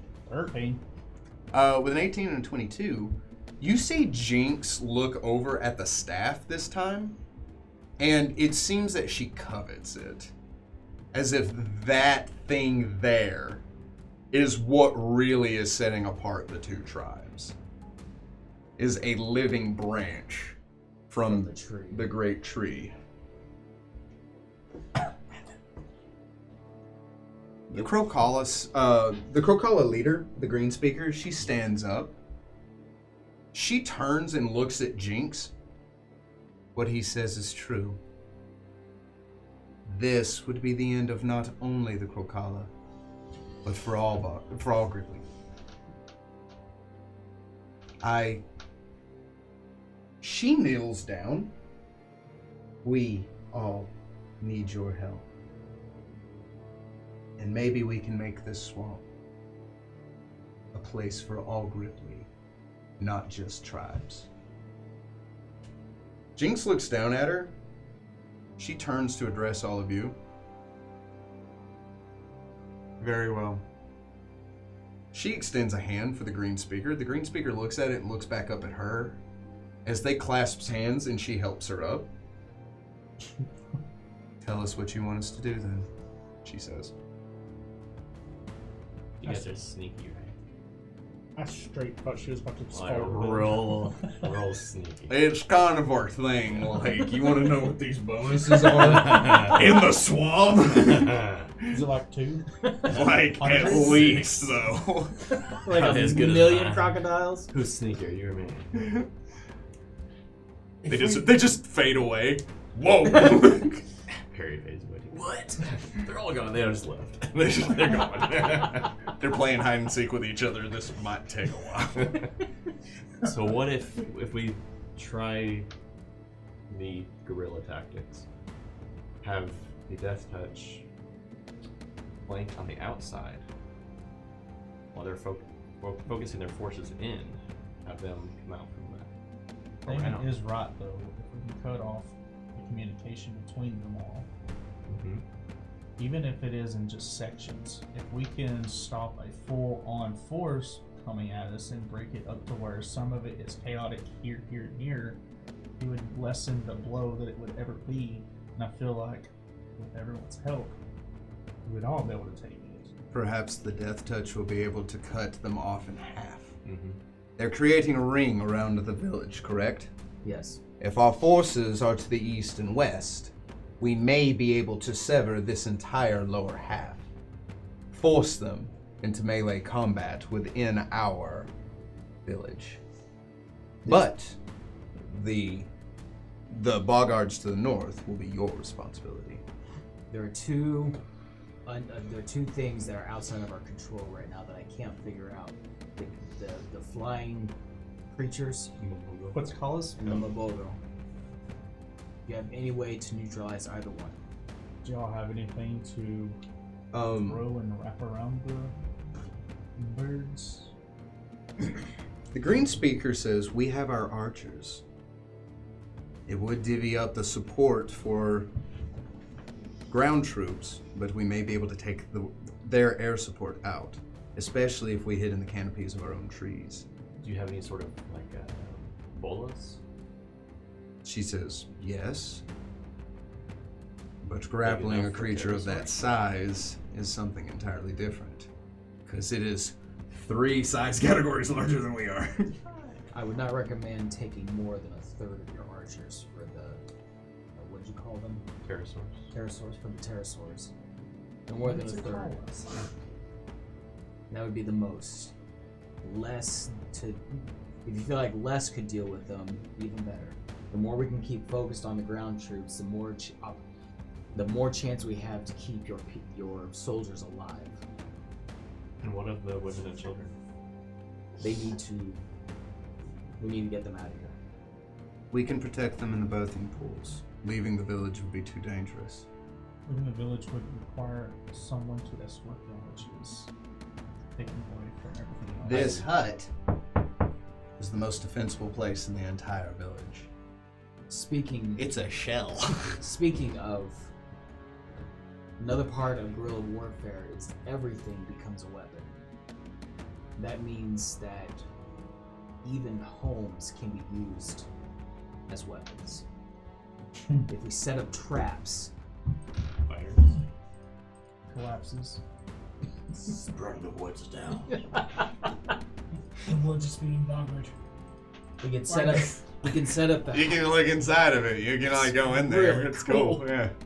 I guess We really the got to woods get is little speaking figurines for that. For the.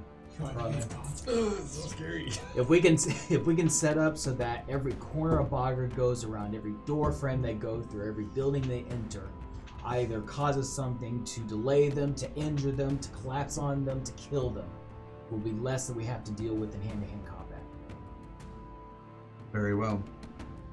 We'll set up defensive positions. We will depend on you then to draw them in. They want to deal with you, and my Grippli will fight them in the village. Jinx says, and my Grippli will fight them on the outside. Did they show any signs of preparing to attack tonight? No, they're resting. So we can depend on them to keep his word, at least for that. Or do we attack now and incite a riot, It's still keeping them not. confused and chaotic in their decisions? No. If we... Sorry. No, go ahead. Oh, I was gonna say no, because we need to talk with the leader of them. Why? We need more information. We need to know where they're getting their information. And this will be our only opportunity to find out who's pulling the strings.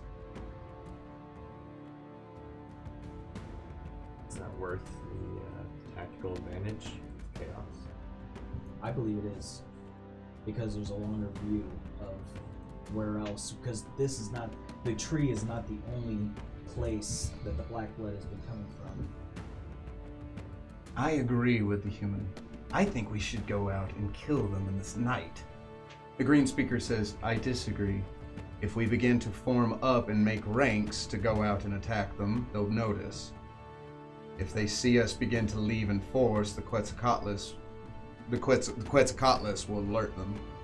And they are more dangerous at night. What if instead you poisoned part of them, broke them off into groups, severed the circle into several halves or sections? Anything stealthy enough like a food supply. You can hit every third encampment, approximately. It would be dangerous, especially if we moved out in force, if any one of us are noticed. That's a lot of opportunities for something to go wrong. Could, but if we were able to get some of it done, it wouldn't hit them until in the morning. They wouldn't know anything's happening, and we would cut down their forces immediately. So now the question becomes, do we amass a force and attack at night, wait for the morning, or poison them and then wait?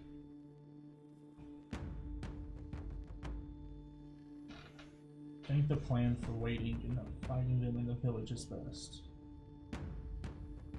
So the Mbogo will strengthen them in the morning with its screams. But a very narrow number of them. Yes. Do you have poison that would weaken them? I mean, or just kill them? The Bogard or the Mbogo? The Bogard. The Bogard, yes. Administering it to their food supply is one thing, though. I assume that would dilute the poison and make it less effective. Perhaps, but it would also injure them in their numbers.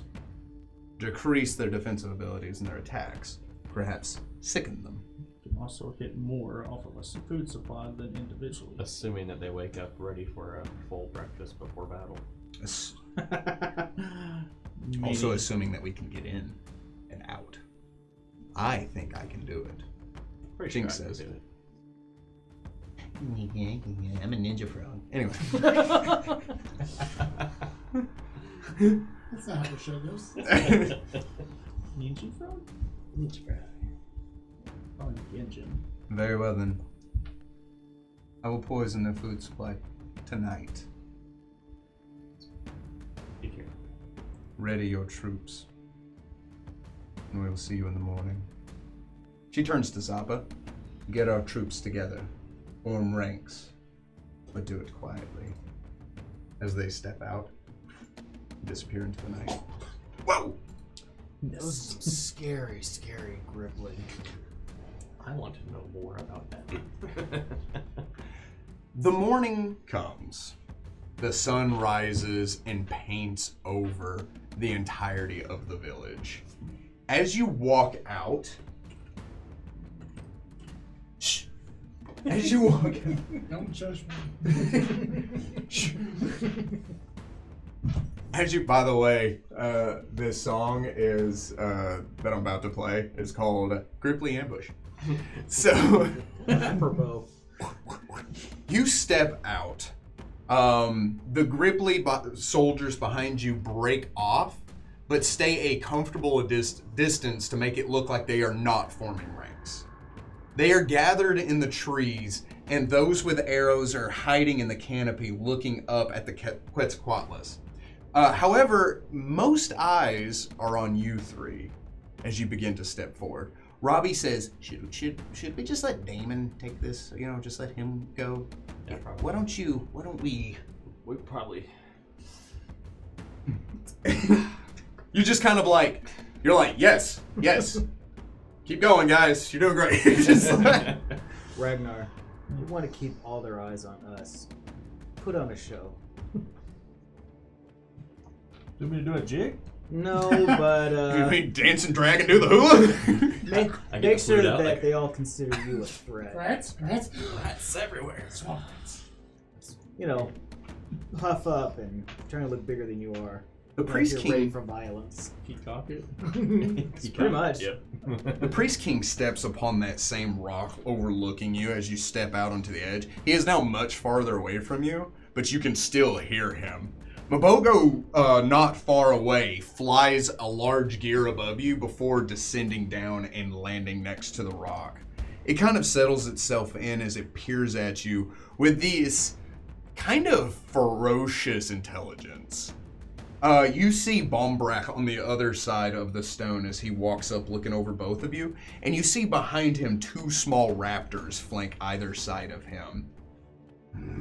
He grins looking over all of you. Can I do a quick sense motive or perception to see if any of the ranks appear ill? Yes, you may. Because I hope so. It'd be a hill check, actually. Really? Yeah. I might be able to do that. Hill check, you say? 5. 8. Yeah, 11. It's hard to tell. What does a sick toad look like? Totally don't have to. As the Priest King stands there, he says, So, have you agreed to my demands? Well, it would be good if we had those things. What assurances do we have for the Grippli?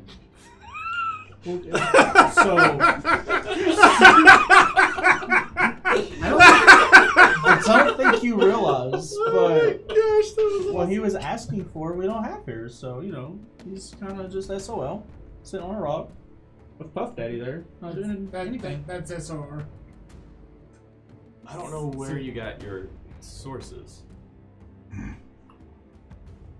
Do you mean to tell me the Infernal Blood and the key aren't here?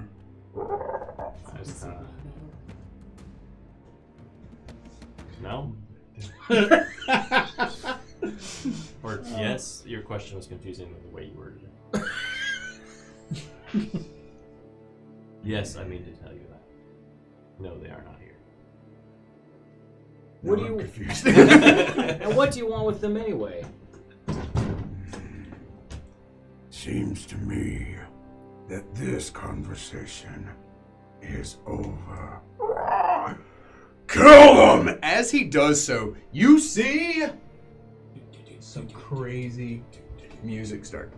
The Bogard immediately give out a croak. It is echoed by the Mabogo, who roars out, bolstering them as they begin to rush forward. In doing so, they begin to rush around the Priest King and kind of funnel towards all of you. As that happens, the Quetzalcoatl is taken to the air even before they push off. Like, as soon as they do the jump and try to get that first flap, arrows begin to rain down on them, piercing into the fleshed wings and hindering them from getting that first takeoff. As the Bogards rush towards you, the Grippli behind you are like, come on, get back here. We look like cartoon characters turning around. Just You run in the air and then hit and take off. I don't run. Okay. Oh no. Oh no.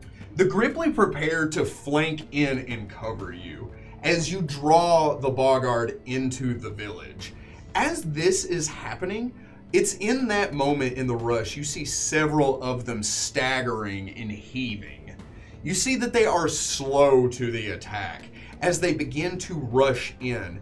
As the sides begin to close in on the outskirts of the village, you suddenly see from the ground leaves shoot up as the Bogard rush past them. So it's like as if that front line passes, and then shrubs, bush, grass, plants, and even some of the ponds burst up as several of the Death Touch jump out and begin to sever that back half. The Bogards in front stop and turn to look back as the Grippli in behind rush out from the village and begin to flank them on either side.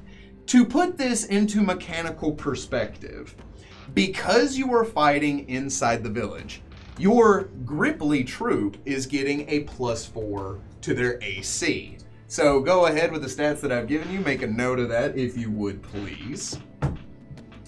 The Bogard, because you have Persian them, all are suffering from the sickened condition, meaning that, Gross. yeah, for real. But actually. Actually. But like actually though. Oh, actually. So that means nothing about attack rolls, but it does mean something about the damage rolls. So good. Yes. They will be in total doing 2 points less damage for every attack. Nice. And because you have successfully diplomatized the Death Touch, you now have 2 Grippli troops. Sweet. Instead of just the one With different abilities, too, against right? the Bogard Yeah. mass. And we will pick it up here next time. Thank you very much for joining us, adventurers. Remember that this has been a good day to die. See ya. Bye.